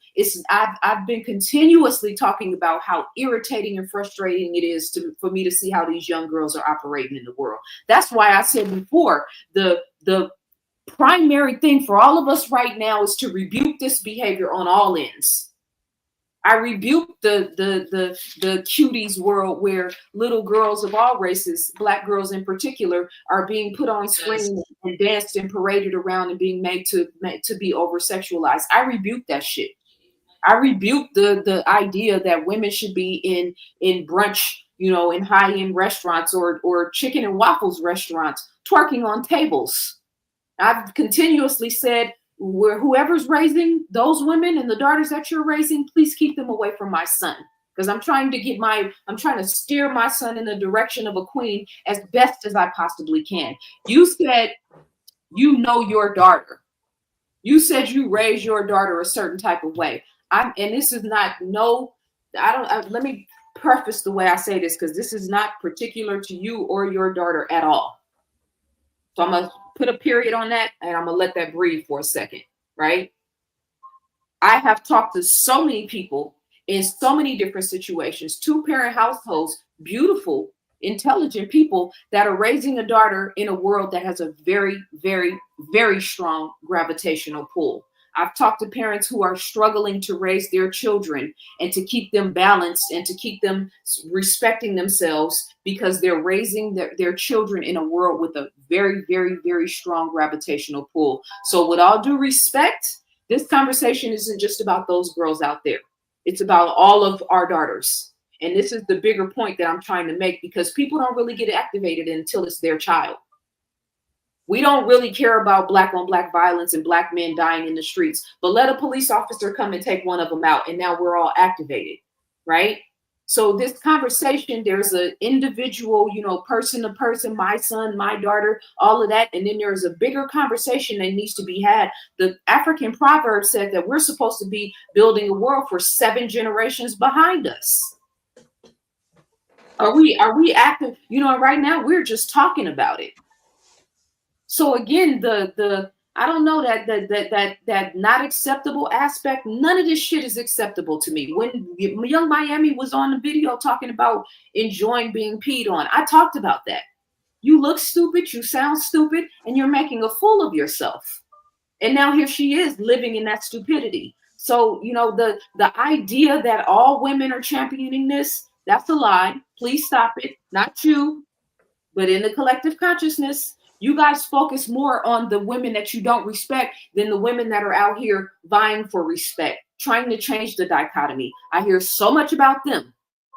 They literally will come on my content with me talking about this, raising the vibration, accepting accountability and responsibility, and focus on everything else, everything but what we actually want. What I'm saying is we got to be definitive in terms of what we respect and what we don't respect. Men should be definitively rebuking this type of behavior. Definitively rebuking all men that are carrying out this type of behavior. The same way I can definitively rebuke a concubine or a concubine type of behavior, like Miami bragging about getting pissed on. It's okay for us to, to draw the line. It's this thing where we don't want to draw the line. It's like, yeah, but she kind of earned it. So you're greenlighting the demon. So you're accepting the demon. I don't like that, man. We're way too passive and too, towing the line, and it's like lofty and when real shit is happening in our culture, in our community all the time, man. We have to be a little bit more definitive in terms of like steering the ship in the right direction. Andrew said, traumatized child and still do not let the trauma define their life is the not okay. I don't understand that, Andrew. You're gonna have to clarify that out to me. Clarify that to me. He turned her out, blew up kid, cut the car. Absolutely. Sister, I want to say goodbye. Okay. Yes, sis, pardon me. Thank you for joining us. Thank you for being a part of the conversation. I'm getting ready to let you guys go in a few minutes anyway. I just want to No, get through some of the chats, but thank you so much, Queen, for adding your wisdom and your perspective. no, thank you. Thank you for having me. Yes, And yes. you're doing great work, and keep it up. Thank you, Queen. And one And love for us all. thank you so much. Thank you. I received that. When one goes into the money, then all what comes with it. Let's not forget that. Yeah, she earned that 3 million. Y'all mad that she got 3 million. I'm like, this reparations. she, you know what I mean? Ashley said leaving is the most dangerous time for a woman. Yeah, and I think that because domestic violence is like really a prevalent thing in this culture, it's kind of disheartening to me to see how many men don't really understand the psychological and emotional and mental dichotomy of that. And it's why I say like the empathy and compassion thing is critical. Yeah, Because as a woman, I feel accountable and responsible to understanding how men operate and how men think. And it just does not seem like it's a reciprocal thing. I feel like somebody wants to say something. that's me. Yes, sir. Yeah, go ahead. This lefty. I can say that I'm not empathetic. I can say that as a man because I don't know what females go through as far as those type of relationships. So I can honestly say that I don't know anything about that to have any type of empathy because as a man, violence comes to us. Like that's just aggression and all that other stuff. I'm not giving excuses for Diddy about what he did. I understand you say we should rebuke all types of violence against females. I say that first. But as a man, that's our last line of defense is fighting, is that aggression, that war side. So when I see fighting I don't get, oh, like I feel for her, and that's probably one of my fallacies is the fact that I don't see that. I don't see that, oh, she's hurt, she's traumatized, because I don't see trauma in fighting because I'm not a female, and I can honestly say that I can't empathize because I've never been in that type of situation where as a man, if I got an issue with you, we can rumble, we can do whatever, like, you know what I'm saying, that's what I do. So Yeah. to have that and say, oh well, to think like having a daughter does give me that perspective, but it's still on some. If anything happens to her, I'm still gonna go fight. I'm still gonna rumble. I'm still gonna have to take it to wherever I take it to. So it's still kind of. I still wouldn't be able to feel her trauma all the way. Her mom will probably feel it more and be able to, because she'll be the one. She's doing this? Because it's been a lot of times that my daughter's been through situations, and I didn't look at it as as anything bad, and she really was upset, and I'm like, and I didn't understand it, and so maybe that's the same case here. I just know that I'm tired of the culture allowing to dictate who we shine a spotlight on, because it's other people. DMX, he got on crack because somebody put crack in his blunt. He didn't admit that. It's on record that DMX said that. He said, I got on crack because a homie of mine, I thought we was friends. It was a wooly or whatever he called it. And so it's levels to people getting people. And you have to understand that, like, if you're 19-year-old, you shouldn't be in that world. And because that's another level. Like, Diddy is a high level resourceful demon, as y'all say, and she got caught up in the wrong world. Yeah. In my opinion. No, I really appreciate you saying that. And for me, that's like a step in the right direction, because I think even, pondering the circumstances and the situation is how you develop empathy. You know what I mean? And so having these type of conversations, and then, your daughter is probably going to be a master teacher, that relationship with your daughter, right? A master teacher to help you, embellish whatever aspects of like emotional, you said sometimes there will be things going on and you just could not relate or could not, identify, like these are the building blocks of womanhood, right? And so as going from girl to teenager to woman, these are important, marking points, so to speak, whether my father was able to relate to me emotionally when I was going through a difficult time, or even just setting the intention to understand. Because sometimes you don't understand, right? I had a son when my son was like 14, 15, and he started going through the hormonal changes. I was like a fish out of water, right? So sometimes we don't understand, but it's setting the intention to understand. You had a daughter, and that the nature of that relationship in the male female dichotomy, because it is the male female dichotomy, right? It's just not the intimate interpersonal relationship. It's the familial relationship. That's going to be a master teacher, because violence and aggression is not going to work with a girl. You know what I'm saying? And some of your most trying, difficult life lessons are going to come through her. I'm not saying that to project. I'm saying that because it's a part of parenthood. Absolutely, my son has been my greatest teacher in my life.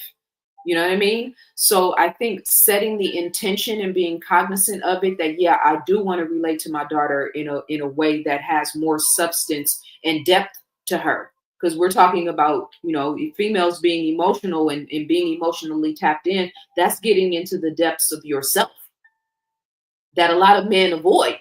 You know what I'm saying? Like, don't want to feel, right? I just want to react. I don't want to be in that heart chakra. I just want to get out in the world and do what needs to be done. Well, sometimes that works. Other times it doesn't mean anything. When you're talking to an innocent, young girl or woman in your life that not you particular, but just the male female dichotomy, like haven't been able to protect or provide for or assist in a certain type of way, that's going to hit you in the heart chakra in a different type of way.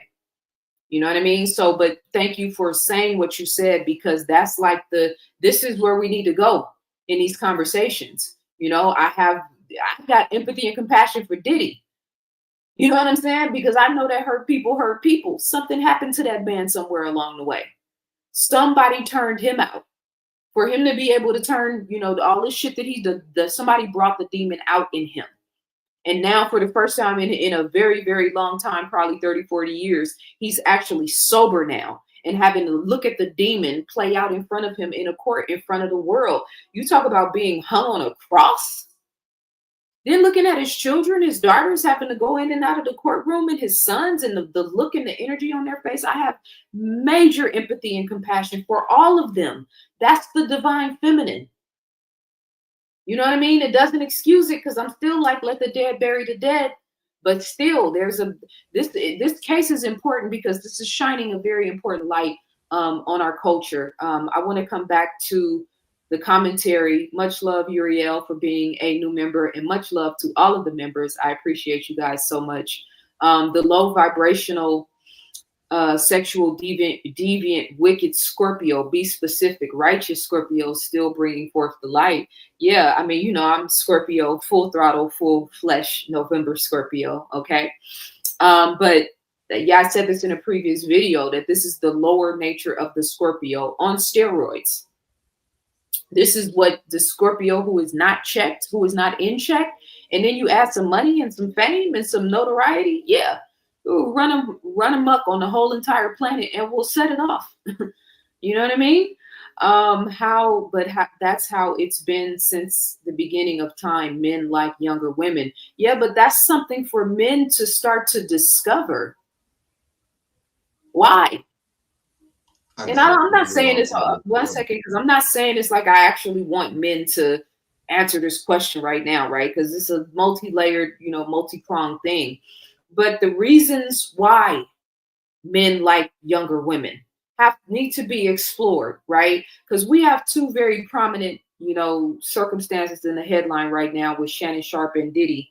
And I'm not saying this represents all relationships, right? But you brought it up.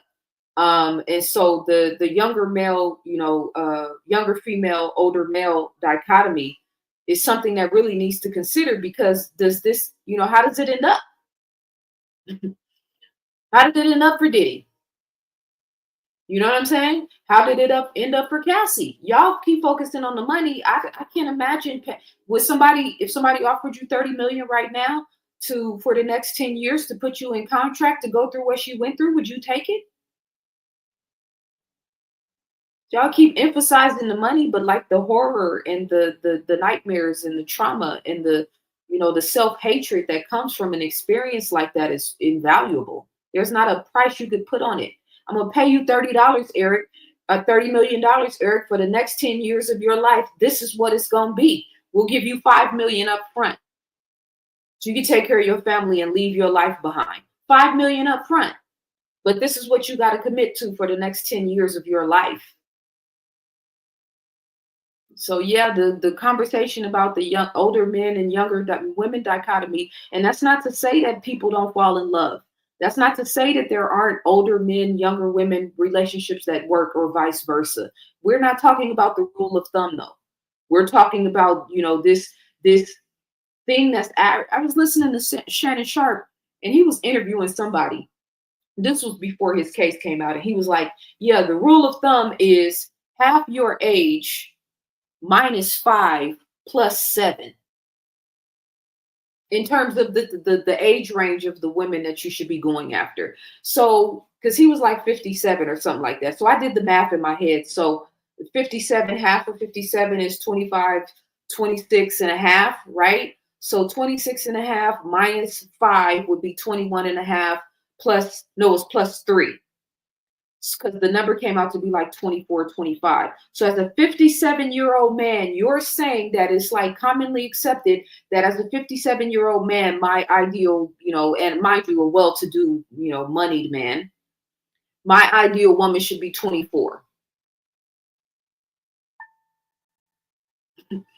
Beautiful, check. Body, check. I'm assuming you, right? That's the where is she mentally? Where is she spiritually? Where is she emotionally? You know what I mean? This is not a factor when it comes to the choices in these conversations that are being had. So I think that that's something that definitely needs to be examined and explored. And then Eric goes on and says it's not about sex, it's about financial benefit. Yeah, but do you end up getting the short end of the stick? I've been a woman who's, you know, who's been in relationships or dated, you know, I won't say the Diddy type, but you know what I mean? The financially, you know, strong and powerful type men, well-known, successful, maybe celebrity, some of those things. We don't need to get into all of that. But the quality of the depth of the man, right? The caring and compassion, the level of conversation, the level of actual like care and concern for you, that shit starts to diminish when you get in, you know what I mean? So it's a thing. Much love, Zaza. I'm so happy you came back to the West Coast. I'm gonna be leaving the West Coast soon too, but that's another topic. We're talking about Diddy, yes, but we're talking about the collective conscious, more important than just Diddy, the way that this is affecting the collective consciousness. Anybody on the panel want to say anything while I go through these comments? Yeah, I just want to say before I fall off, because I do have to do some stuff in the morning. I'm just glad you addressed this topic on the right side, because there's been so much said on the wrong side. So many people, all the psychosis involved, whatever it is that's making people talk crazy like they do and blame the victim. It's so many different factors. Some people are mad because she got money. That's another thing. Ultimately, this is not just Diddy's trial to me. I think Diddy is a trial for Black people, all of the people that enabled him, all of the people that went along with him, look at the length of time it took for them to finally bring this maniac. This dude been raising hell like this for about almost 3 decades. And it's an experiment that says that if you bankroll bankroll one of the fuck boys in our community, that they can get away with damn near anything and still have people defending them. It's a bad statement on Black people and our state of mind in general that we would let somebody like this run this rampant for so long simply because he has money. It's a sad statement. I think Black people, we're failing the test. This is looking bad on us altogether. The way we're reacting to it and everything. Like you said, it should be total condemnation for Diddy. We got defense lawyer, defense lawyer after defense lawyer for Diddy, and I just think it's ridiculous. It's a statement. No, I agree, and thank you so much, King, for sharing your perspective. And I know it's late where you guys are. Thank you guys for rocking with me. I just appreciate the balance. You know what I mean? It's important for women that are listening to this to hear that, right? Because it's mass triggering going on. It's a lot of sisters who have been in domestically volatile or violent situations. And let me say this: somebody's somebody's mic is echoing, so I'm going to mute you guys' mic real quick. The domestic violence aspect is not just about the woman who is being abused. The children who are witnesses to that and who grow up in those environments, boys and girls, are extremely traumatized from those experiences. And quiet is kept. I think a lot of the men, not many, but a lot of the men who are being triggered in the wrong way by this situation are upset because they see Cassie, or they see their moms in Cassie, right? You stayed too long. You allowed him to do this. You allowed us to be put in these circumstances. I think that there is a sort of a ripple effect. That's why single mothers in the Black community are very, very, very much criminalized in our culture. Not the men who left the households, but the women who are stuck there raising the children on their own. The single mothers are being blamed for most of the issues in our culture and in our families right now, which is always fascinating to me. But the thing that people don't realize is that by you criminalizing the single mothers, what message are you sending to those children? And in the domestic violent home where a woman is susceptible to being beat up, and sometimes they stay because of the children. It's the same thing with the argument about abortion, right? All these people are upset with these women for not having children, and this is not a pro or anti-abortion sentiment, but the same way we can have people standing outside of abortion clinics and screaming and yelling and holding signs telling a woman is save your body, all of that, but there's no ecosystem set up to actually help that woman give birth to that child, pay her medical bills, pay her rent, to make sure her and that baby have a safe place when the child actually comes into the world. So you want to impose, or you want to project, or you want to advise, but there's no real ecosystem set up to help you in that regard. It's the same thing with the conversation about domestic violence. Well, why did you stay so long? Well, you could have left. Well, you could have did this. Well, you could have did that. Sure, give me the phone number to the resources that you know of right now that would help me in that regard. Hook me up with the person in my city in Los Angeles, and don't do no Google search and pull up no shelters where I'm gonna walk into the shelter and then I'm gonna have a knife under my purse because there is somebody in here trying to get up in my pants too. There's no infrastructure and ecosystem to assist women in a strong way, right? Where the victim doesn't have more power over, the potential system that could be assisting this woman. And I've never, thank God, been in a domestically violent relationship. I've been hit by a man before. Yes. Did I stay? No. Right. But did I have a family and a background and a system that could, a support system that would help me get out of that situation? No, I just had a strong mind. You know what I mean? So Nimrod says women stay caping for Casey. you know the you know you a caveman who has stumbled out of his cave into an intelligent conversation, and now you want to add the caveman element. Duly noted. Ashley said, so paying for sex and crossing state lines for said acts is not a crime. Sounds like one to me. Eric said that's, sex trafficking. He wasn't pimping her, she agreed to it. But me taking my girlfriend or my sex partner across state lines, okay, let's see. I just want to tap in with you guys in the chat before we head out of here. Pimping was of the colonizers. I need your bucks to produce. And if you can't produce theory, the government, yeah, that's definitely a part of it for sure.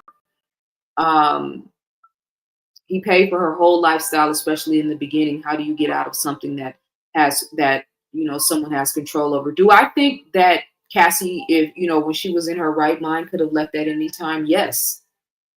How much of that time was she in her right mind? I don't know. I think that's the caveat to this. But again, this man has not denied anything that she said he did. She loved him, plain and simple. Yeah, we know that. What makes her a victim? See, this is what I'm saying. This is, you guys frighten me, and I don't mean that in the literal sense of the word. It's just, there's boy, I don't even know what to say. Why do people care about other people's lives so much? It's called being a human being. Welcome to the party.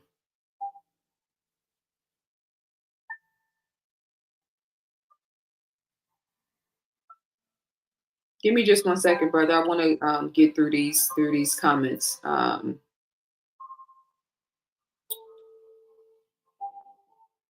Yes, it's like that's why you have to be careful picking jurors, because it doesn't matter who you lead with. Okay, she chose her life. Yes, and you chose yours too. And you choose the words that you choose to express. And here you are. Foul behavior and manipulation of an 18 and 19-year-old in America is unacceptable. She became vulnerable and angry and confused in her situation. I have 5 sisters. It's dysfunctional. Yeah, and I agree. And thank you for saying that. And I think for me, because my son is the age that she was when she got involved with him, when I read some of you guys' words, I'm just like, I would never depend on you for anything.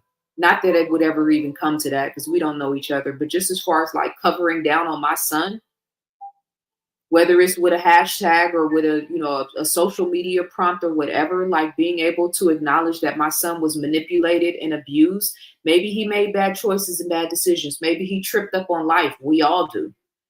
But to not be able to recognize my son as a victim in a circumstance like this and ride for him or ride for any, female or young brother like, this is such a weak and pathetic way of thinking and living. I don't relate to any of this at all. You know what I mean? I don't. But again, I'm attracted to warriors. So this weak-minded shit that, you know what I mean? I don't understand it. I'll never understand it. I'm attracted to the warrior energy, though. I stand up I stand up against bullies. You know what I mean? That's what I'm here for. I speak up for people that don't have a voice, that don't have the courage to speak for themselves. Time for people in our community to stop protecting these sick folks like Diddy just because he's famous and provided us with good music. And a lot of the Black male influencers, quiet as kept, have been consistently saying and doing things that are completely out of alignment with the divine feminine. And yet here they are, bragging about taking advantage of women sexually, not taking care of their daughters, and publicly lambasting their daughters in front of the world. And you guys still support them. It's fascinating to me. DJ Wayne, you can go ahead and say what you need to say. I feel like you need to log off here on the East Coast. We're all getting ready to log off in a second. It's like going on 2 a.m. over here in Brooklyn, New York. Thank you, Sister Zaza Ali. Appreciate you having me and Brother Kamishi on your platform.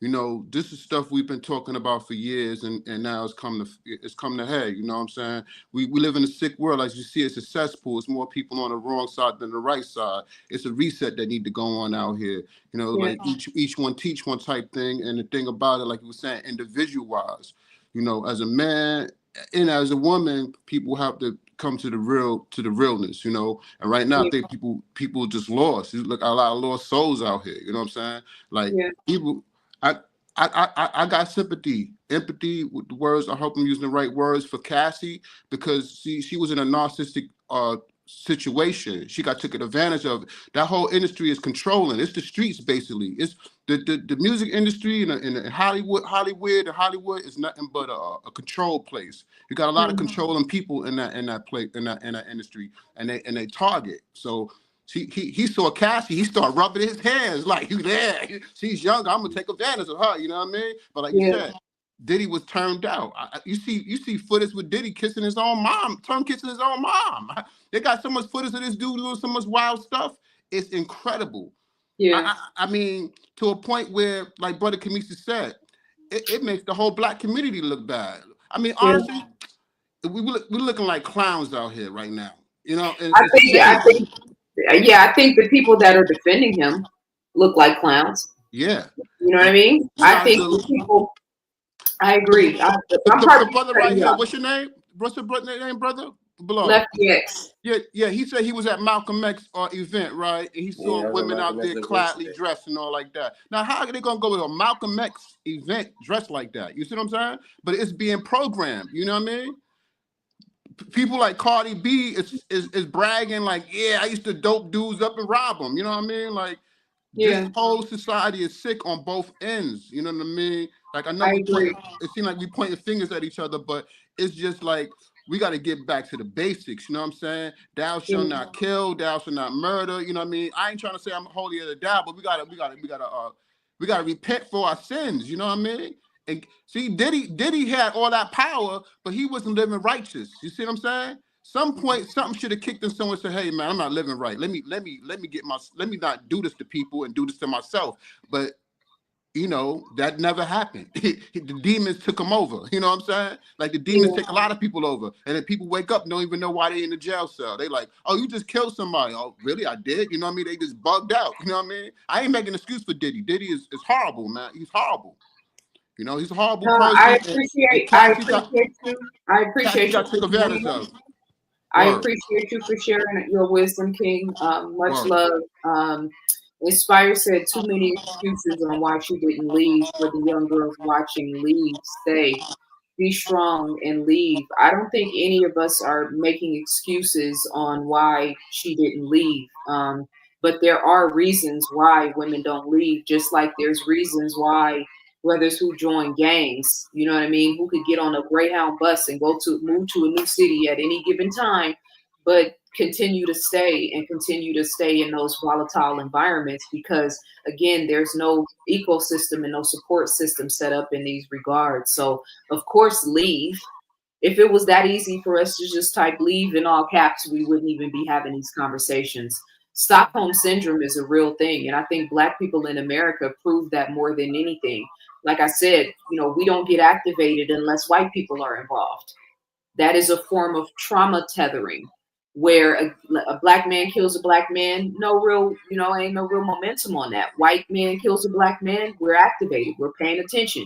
That is a form of PTSD and of identifying an perverted version of identifying with your oppressors. Nothing activates you but him.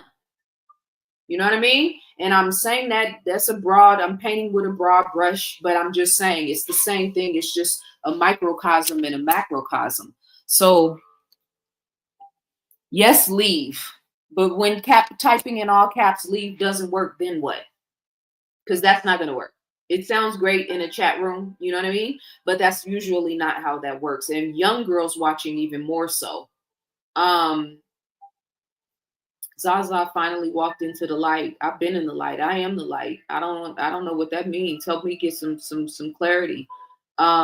Nimrod is busy in the chat room. You see, the devil is present. I'm showing these comments because I'm seeing these comments all over the internet. The devil is present. Welcome to the conversation where God is running the show, Nimrod. I would love for you to turn on your camera. Let me repost the link. Now let's talk it out. I'm getting ready to log off, but for you, I'll make an exception. I just posted the link in the chat room. Why don't you come and have a face-to-face conversation with us? Since you got so much He's to not say. coming. I know he's not gonna come, but I'm still calling the gauntlet. This is still a Mexican standoff. I'm still willing to walk 20 paces and wait for you to decide whether this is something you want to show up for or not. Since this is delusional talk, well, come and make it make sense then. Y'all love to talk tough in the chat room. That shit don't work in my world. I will talk to you face to face. Yeah, I respect you for that. Like, that's why I got on. I don't really do popping in on people's stuff, but I've been listening to you for a long time, man. I really respect what you do. Thank you so much. You're probably like one of the handful of influencers that I respect, and I love your growth and love what you give to the community. And, you know what I'm saying? You are a thought leader in my book. So thank you so much. I received that, and I like the way our conversation evolved. You know what I mean? And I want you to know that I like really am listening to you. This is not one of those situations. I know a lot of time brothers feel like they're not being listened to. And, you know, people be hearing you just waiting for the moment to respond. Like, nah, your opinion, your perspective, how you see things, it matters. This is a part of the collective, you know, the fabric of our culture and of our people. And I would much rather engage with a brother who may not see things the same way, but that's actually listening and trying to understand me, than somebody that's talking that love and light shit, but they ain't really listening to me at all. You know what I mean? So I value and appreciate your perspective, and the fact that you are a father with a daughter. Like, yeah, that makes it even more important for me to engage with you. That makes it even more important for me. You know what I mean? She's my focus. I mean, I love you. It's all love. You know what I'm saying? But like now yeah, I'm checking for her. You know what I mean? I'm here not just in terms of the way we're relating, but my platform, my content, my work, my books. Like, yeah, it's for her. Because the pull of the world is strong. You know what I mean? So yeah, there's Cardi B and then there's Zaza Ali. Put the clean glass next to the dirty glass and let the people decide. And I ain't even saying I'm the clean glass. Maybe for somebody Cardi is, you know? But again, I appreciate you so much and thank you for sharing your perspective. it's not a problem. It's everybody's perspective. Just like with the C-19, everybody had a perspective on that. Yeah. And everybody was adamant about that. Everybody was so right. They knew what was going on. They knew what was going on. But at the end, they didn't know what was going on. And that's where my thought process is with this whole situation is. I understand, like you said, why is he being pushed to the forefront? Like, why is it? It's the machine. We feed the machine.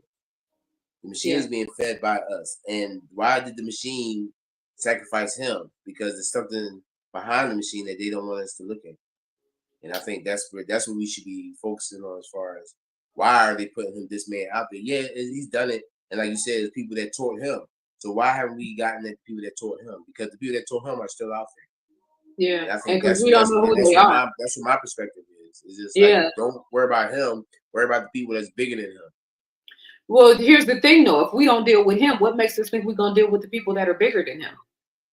You know what I mean? We're not even checking Bill Gates. But then we're not checking the uncle that's messing with. You know what I'm saying? It's the grandfather that the cousin that did that. And that's local. Let the church say amen. That right there is the nitty.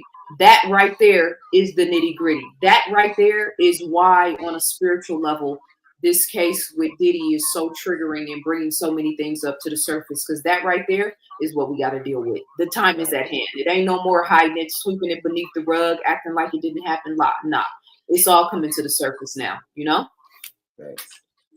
So I'm going to the Malcolm X thing in Brooklyn about a couple hours from now for his 100th birthday. So, okay, cool. I appreciate you for chiming in, King, and I'm getting ready to let everybody to go anyway. So your timing is on point. Much love. Societe, you and Nimrod. I told you guys, I just posted the link in the chat room. You are more than welcome to come and join me and have a face-to-face conversation. Let's man up. Let's woman up while I got time. It's 11:04 here. I've got maybe 10 minutes left. I just posted the link. Now let's have a face-to-face conversation about it.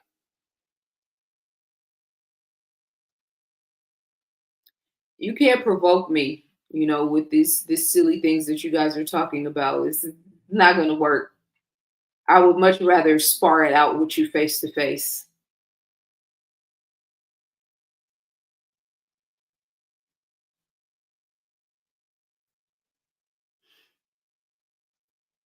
Let's talk about it, Imran. We can talk about what God I'm talking about. Click the link. Come have a conversation. So, Sayate, if you on that same frequency, maybe I'm misreading or misjudging your commentary. So if you want to come have a face-to-face conversation and talk about it, we can do that too.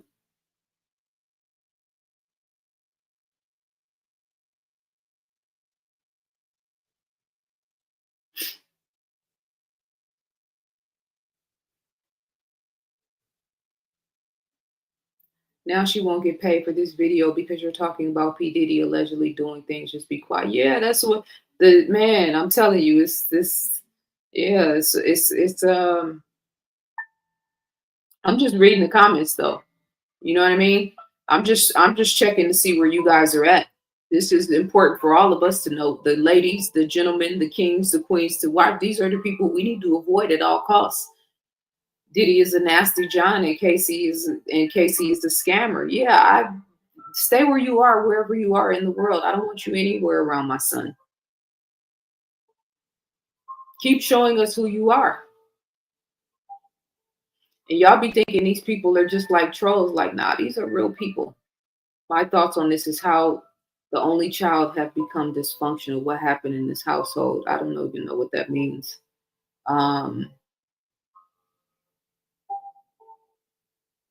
He requested to throw Dawn's trial out the same day she testified. He paid Cassie and didn't refute anything she said on the stand. Zaza, can I say something real quick? Of course. I'm behind on the chat room, you guys. I'm trying to check. I'm trying to catch up. When women want to, they will leave you. Live and learn.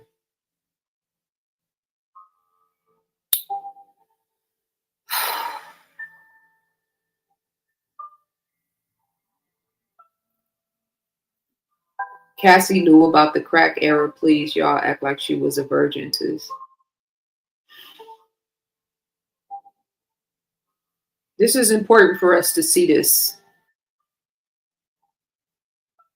This is important for us to see this mentality. I feel like Moses, I need a ring of fire around me to rescue me from this mentality.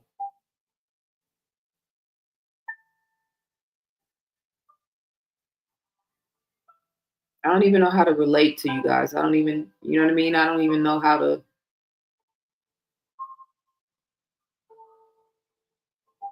Women don't leave legacies. Women don't leave legacies, men do. So she can get rich and it will never help society. That I would like to challenge you on. I can destroy that whole argument just right off the top of my dome right now. Click the link and let's talk about it. Now, I'm not going to talk to a chat, but this perspective, I can squash that really, really quickly. Click the link and join me in a conversation, a praying cowboy.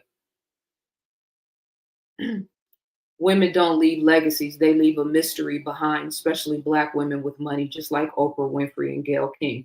Yeah, click the link. Let's talk about it. This is scary to me.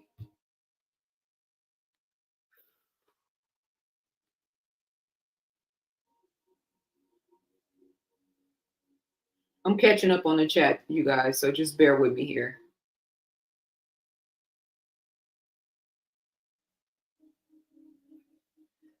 Men are so tired of women using the victim card and emotions as feminine sometimes. Voodoo, I'd love to have a face-to-face conversation with you. Why don't you click the link and come and talk to me directly? This is the type of silly shit that men say all the time. That's just not going to work with me because I'm not going to have an emotional conversation with you. But I'm also not going to have a conversation with a chat. So let's have a man to woman face-to-face conversation. You will never see Black women be under attack as much as Black men ever. You will never hear me as a Black woman ever even making that comparison because it doesn't matter to me who's under attack more. The point to me is to get us back on solid ground so that we're not under attack anymore. But that's the difference between the mind of a goddess or the divine feminine and the mind of, I'm not going to say the word that just came to mind. Same way women are running around telling men they need to submit to us. Thank God I never went through that. Thank God I don't have that need to control you in the way that you engage or interact with me just because you're a man and I'm a woman. Yeah, click the link and let's have a face-to-face conversation. I'm in the mood tonight.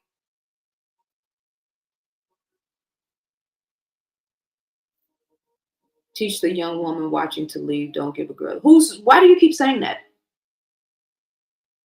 Why do you keep saying that?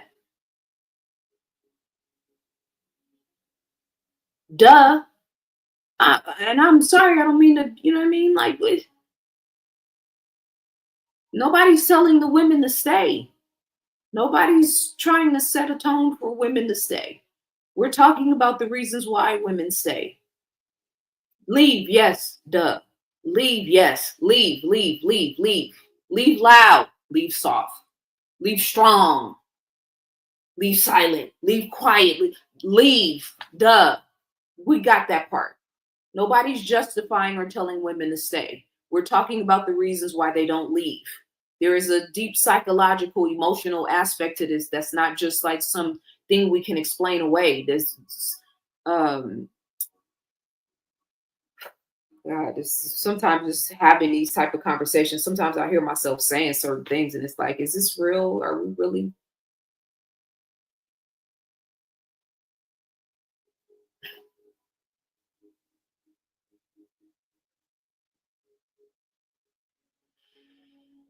He needs much work talking like he's the perfect dad. His daughter can't understand his. Yeah, man. I didn't want to say all that. You know what I'm saying? That's not really my place. That's something that life is gonna. One of those life lessons that's gonna have to be conveyed. But yeah,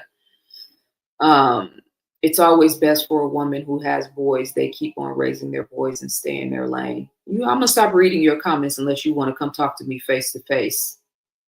Let's man up in this hour. I will finish watching after work. All good, Gina. Much love. We're getting ready to get up out of here too. But I'm just saying, I want to make sure there's nothing. If we need to handle some business, then we can handle some business real quick. Because this is an important conversation that we're having. I have two beautiful melanated daughters who want nothing. Teardropper because their mother needed for no communication of the real. And then I can't read that. I'm gonna need you to step your vocabulary game up. No disrespect. But I'm just saying, my coach in college knew Puff and used to tell us about his parties. All right, so I feel like, do you want the devil's money? That was the price you pay. Okay. Let me come to the bottom of the comments because, yeah. Tell me 10 things about Nimrod and Babylon. Before you call someone weird, he doesn't know anything about voodoo or voodooist, probably doesn't know anything about Haiti. All right, Ray, I'm going to bring you on to the stage. Peace and love, brother. How you doing? How you feeling? I am blessed and at my best. Can you hear me? Loud and clear. Zaza, I'm shocked. I've been watching the comments. I've been on for almost roughly an hour. I didn't know us as black men has become that insensitive. Listening to Nimrod, even the brother you had on a minute ago, he spoke about abuse, seeing a woman being abused, or how did he say it? That he kind of was insensitive because he know a man become abusive after so much. So when she's being abused, it's kind of like, what did she do? Kind of like victim shaming. Just I didn't know we was insensitive. I didn't know we became that far away. Um, it's shocking. If a man is, if we at this place where we find it okay to abuse the word we using DV. If we finding that okay to any degree, it shows that we're not in tune with ourselves. If Yeah. we are resorting to that, we have to realize that there's a part of us that we're not tapped into where we can't correct ourselves. You know what I mean? Um, like they say, you spoke about the man being closest to God, but how close are we if we not able to make those simple decisions that they, they look like it's a tough decision, but just realizing I didn't know that we were so out of touch. I heard the sister speak about she felt it almost seemed like she didn't trust men because of, and she made some good points, but I'm like, nah, y'all don't really think most men like that. But watching Nimrod and a couple more guys, I'm like, yo, we can't be that far. We Yeah. cannot be that far. Like, I know It's our kind culture of, going through it.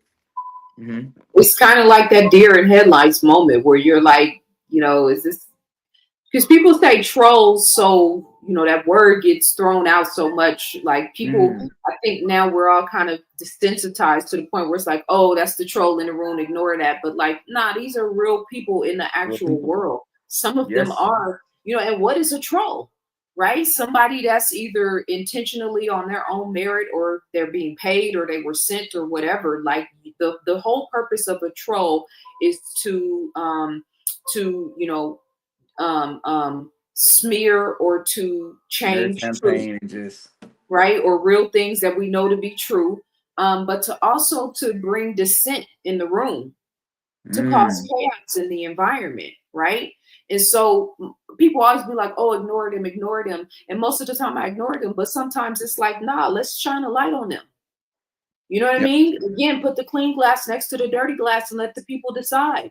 Come on and talk to me face to face live, and let's have a conversation. If you're so convinced of whatever your perspective, again, and they never will.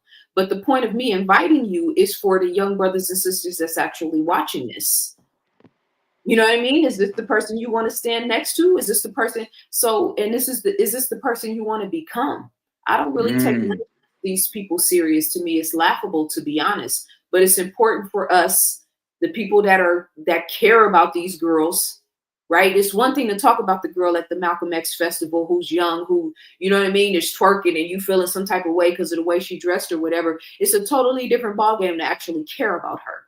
mm-hmm. Most of us don't actually care about her. She's become a caricature in our minds now. You know what I mean? Yep. Peace to, let me see, hold on, let me read this comment. Carlena, been resonating and following you since the Brother Talk Show. I sent my girls to your The retreat, brother counseling, Rich. writing your books, a real one. Keep glowing and spreading that light. Much love, Queen. I appreciate you so much. No one's trolling. People have their own opinions. Yeah, no one said you can't have your own opinion, but stand on it. You know what I mean? Um, in real time. Glad you've been awakened to the dysfunction. Yeah, I hope they get awakened to their own dysfunction, because we're in a pivotal time right now. The spiritual warfare is a real thing. All of these, your perspective is the side you choose.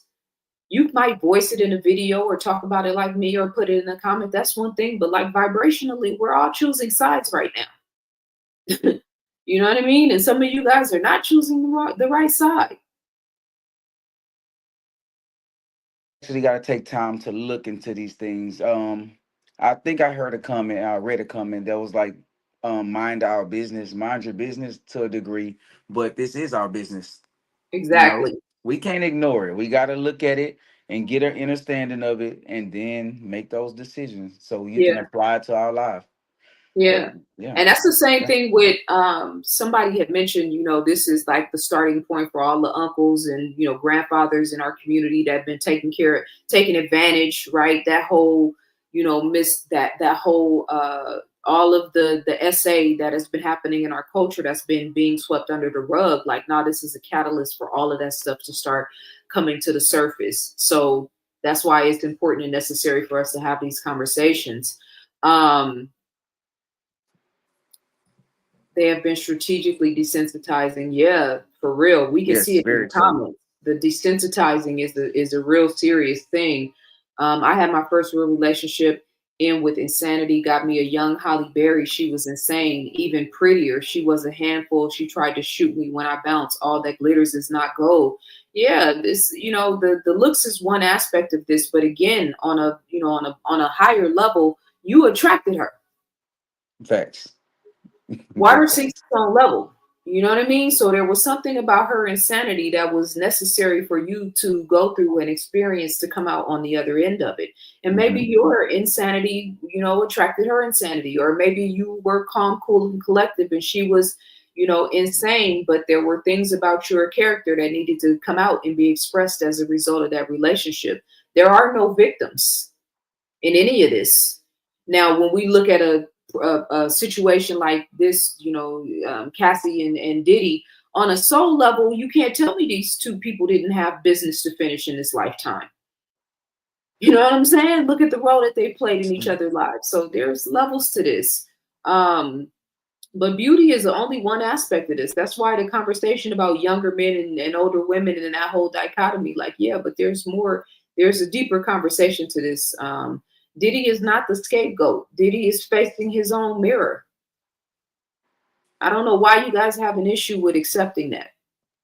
Diddy is facing his own mirror. Nobody is calling him a scapegoat. Antagonists for attention, knowing they don't believe half of what they say. Yeah, it's so fascinating. It's important to see these people in broad daylight. We as Black women need queens like yourself, especially when we lack the proper guidance in these social, technological, sinister times. Very Much true. love and respect to you, sister. That's Very why I'm true. here. That's why I'm engaging these brothers. That's why I'm not disregarding this as trolls and blocking people and all of that. And normally I did and would. And see, this is what I'm saying. Get off my wood. We don't even know if you have wood. You might be a woman. You might be a man that's struggling with the fact that he's a man and wanting to be a woman. So why don't you show your face here, and then we can differentiate whether you just have wood in the brain or if you actually have wood. Right now, it just feels to me like you're a brick wall. So let us see you in you know what I mean? Shine. We cast light on darkness. So bring your face into the conversation, and then maybe we can take you serious. Right now, we don't. I'm not taking anything you say serious. You know what I mean? Voodoo said I tried to join, but it won't let me unmute. But I love you, Zaza. I'm just triggering. You didn't try to join, but it's okay. When you're ready to join the conversation, you know I'm ready to engage the conversation. You're protecting a demon woman, and some of these men are protecting demon men. I'm just listening for the commentary. I know P. Diddy hit the woman, but I've never seen a videotape of anything else. Yeah, why don't you just try listening instead of talking so much? I think that's where we've come to in this conversation.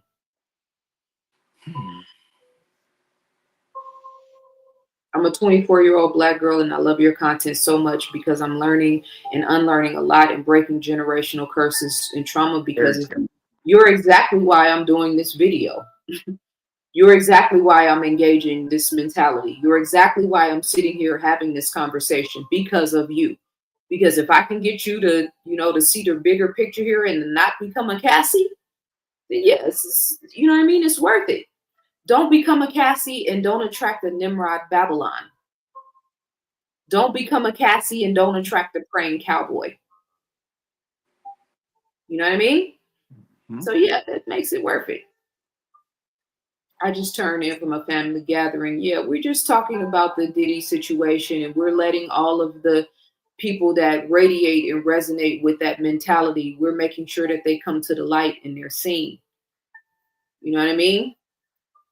So yeah, I appreciate you, Ray, for sharing your perspectives. Anything else you want to add before we get out of here? It's just been a great conversation overall. I enjoyed the conversation.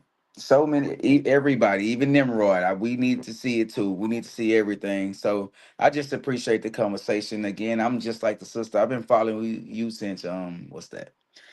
Since Brother Rich, the call-ins. I got your books right here beside me. Yeah, I've been tapped in as I now. You used to always say this, but a man who can't learn from a woman is a fool, and a woman that can't teach a man is a bigger fool. So I love to learn. My mother was a great teacher, and I just love your work, your whole body. So appreciate you, salute you, and continue. My body of work, right? Indeed. Clean that up, because I already know somebody in the chat room gonna say something. But much love. I appreciate you, and I recognize your name, and I know you've been rocking with me for a long time. I definitely appreciate you for, you know, sharing your perspective. We need that that balanced masculine energy. And you know, the brother said that this is a trial, like Black America is on trial, right, in terms of this Diddy situation. And I think, to the bigger point of what he was trying to say, it's not just the reflection of Diddy, but it's also the way we handle this, the way we manage this. You know what I mean? If this was a, you know, in terms of like PR language, and, you know, or representing a company or representing a brand, we would be thinking about the way we manage this, the way we conduct and carry ourselves in this situation. And so for the good men and the good women and the kings and the queens and the you know, the gods and the goddesses among us, those of us that are striving for that level of self-awareness and understanding, it's important right now that we, you know, that we balance this conversation out and give the 24-year-olds and the 18-year-olds and the young brothers and sisters watching this proper context, so that they don't get lost in the sauce to all of this foolishness. You know what I mean? So it's incumbent upon me, when I see this much ignorance and stupidity and lack of like balance and care and empathy and compassion, like, yeah, she don't have to be just a strong Black woman for you to have empathy and compassion for her. Like, oh, she ain't Black, so what? Like, are we really highlighting our men being predators to any women? And I know she's mixed, so, you know, there's caveats to that too, but still, like, oh, yeah, I remember when people were saying Bill Cosby didn't, you know, he didn't abuse any Black women. It was all white women. Like, is this Like where that made it better. you know what I mean? So why aren't y'all speaking on Diddy's mother? We did speak on Diddy's mother. Why aren't you speaking on Diddy's mother? That's a question for you to ponder. This is always a lot of teachers looking for students. I'm a teacher looking for teachers. So why aren't you speaking on it? That's a question for you to ponder and consider. Don't be throwing your weight around here in the comments and trying to, you know, invoke what people should or shouldn't be talking about. You speak on it. Problem solved. And we did speak about his mother, and I did speak about the fact that there's a very large problem in our culture in terms of the male-female dichotomy that's starting with the mothers. I've been saying that for a long time. So I'm on my square. You speak about it. Algorithm. I've had young people tell me they learned about pornography from porn star interviews on YouTube. This is what I'm saying. We live in a world now where, you know, demon time is a real thing. The world got put on lockdown for, you know, 6-8 months, and our children had access to demon time, where the stripper culture was being glamorized and accessible in a way that none of us we didn't grow up in that environment. I wasn't 7 having access to a phone where I could, you know, go online and look up demon time. And everybody's like, yeah, where are the parents? You know, that's a great question. In the meantime, we still got to figure out the issue that the children have access. If they had good parents, we wouldn't necessarily be having this conversation. So I don't know. I'm just waiting to make sure nobody, you know what I mean? Anybody wants smoke that wants to come into the conversation again before we end this conversation. This is silly shit. We have to be accountable for our actions, and reactions have to develop our emotional intelligence. People are afraid of themselves, so they act out and avoid, add money, power, vanity without, yeah, it's all recklessness.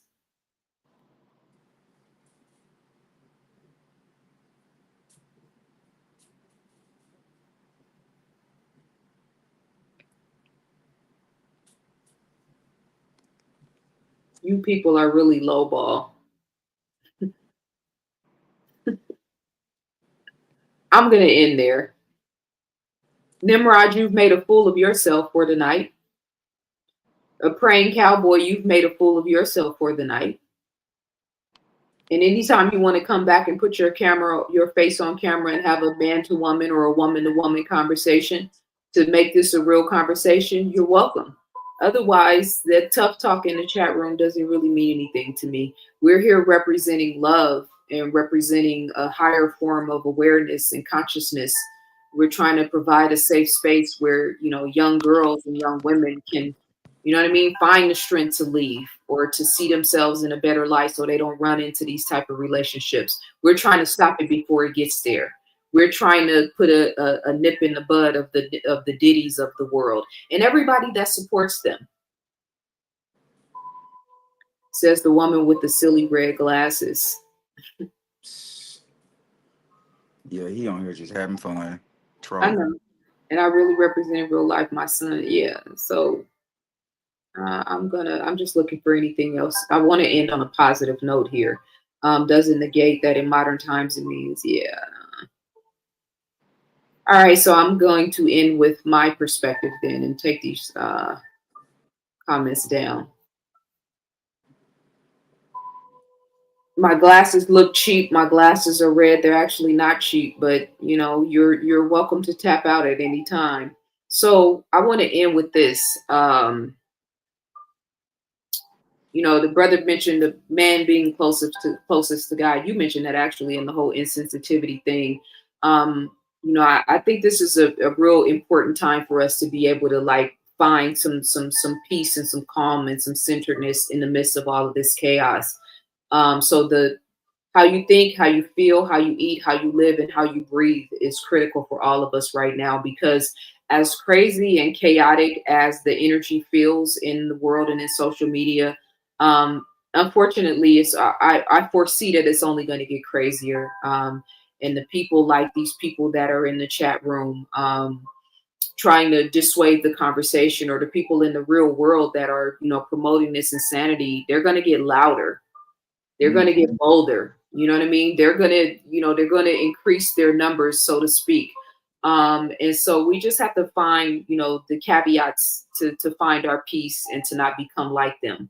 I'm thankful for you guys representing yourselves the way you do in the chat room, because I want to be so far away from you. I want to be so different than you. I want to be so unlike you. You know what I mean? So yeah, thank you to my family for coming in and chiming in and adding value to the conversation. Thank you to the trolls, and to those of you guys that represent the Diddy frequency, the demonic frequency. You know what I mean? We are very grateful to have you present, to be able to see you in all of your wickedness. And I'm gonna tap out with you guys tonight, and I will see you guys very soon on the next live, in the next conversation. I appreciate you guys for being present and for adding value to this conversation. And thank you to my members, YouTube members, and those of you guys on the Zaza Ali membership channel as well. Thank you for the cash apps. Thank you for the super chats. Thank you for engaging. Thank you for your time and attention. And I will see you guys very soon. Peace and Take love. care. Peace.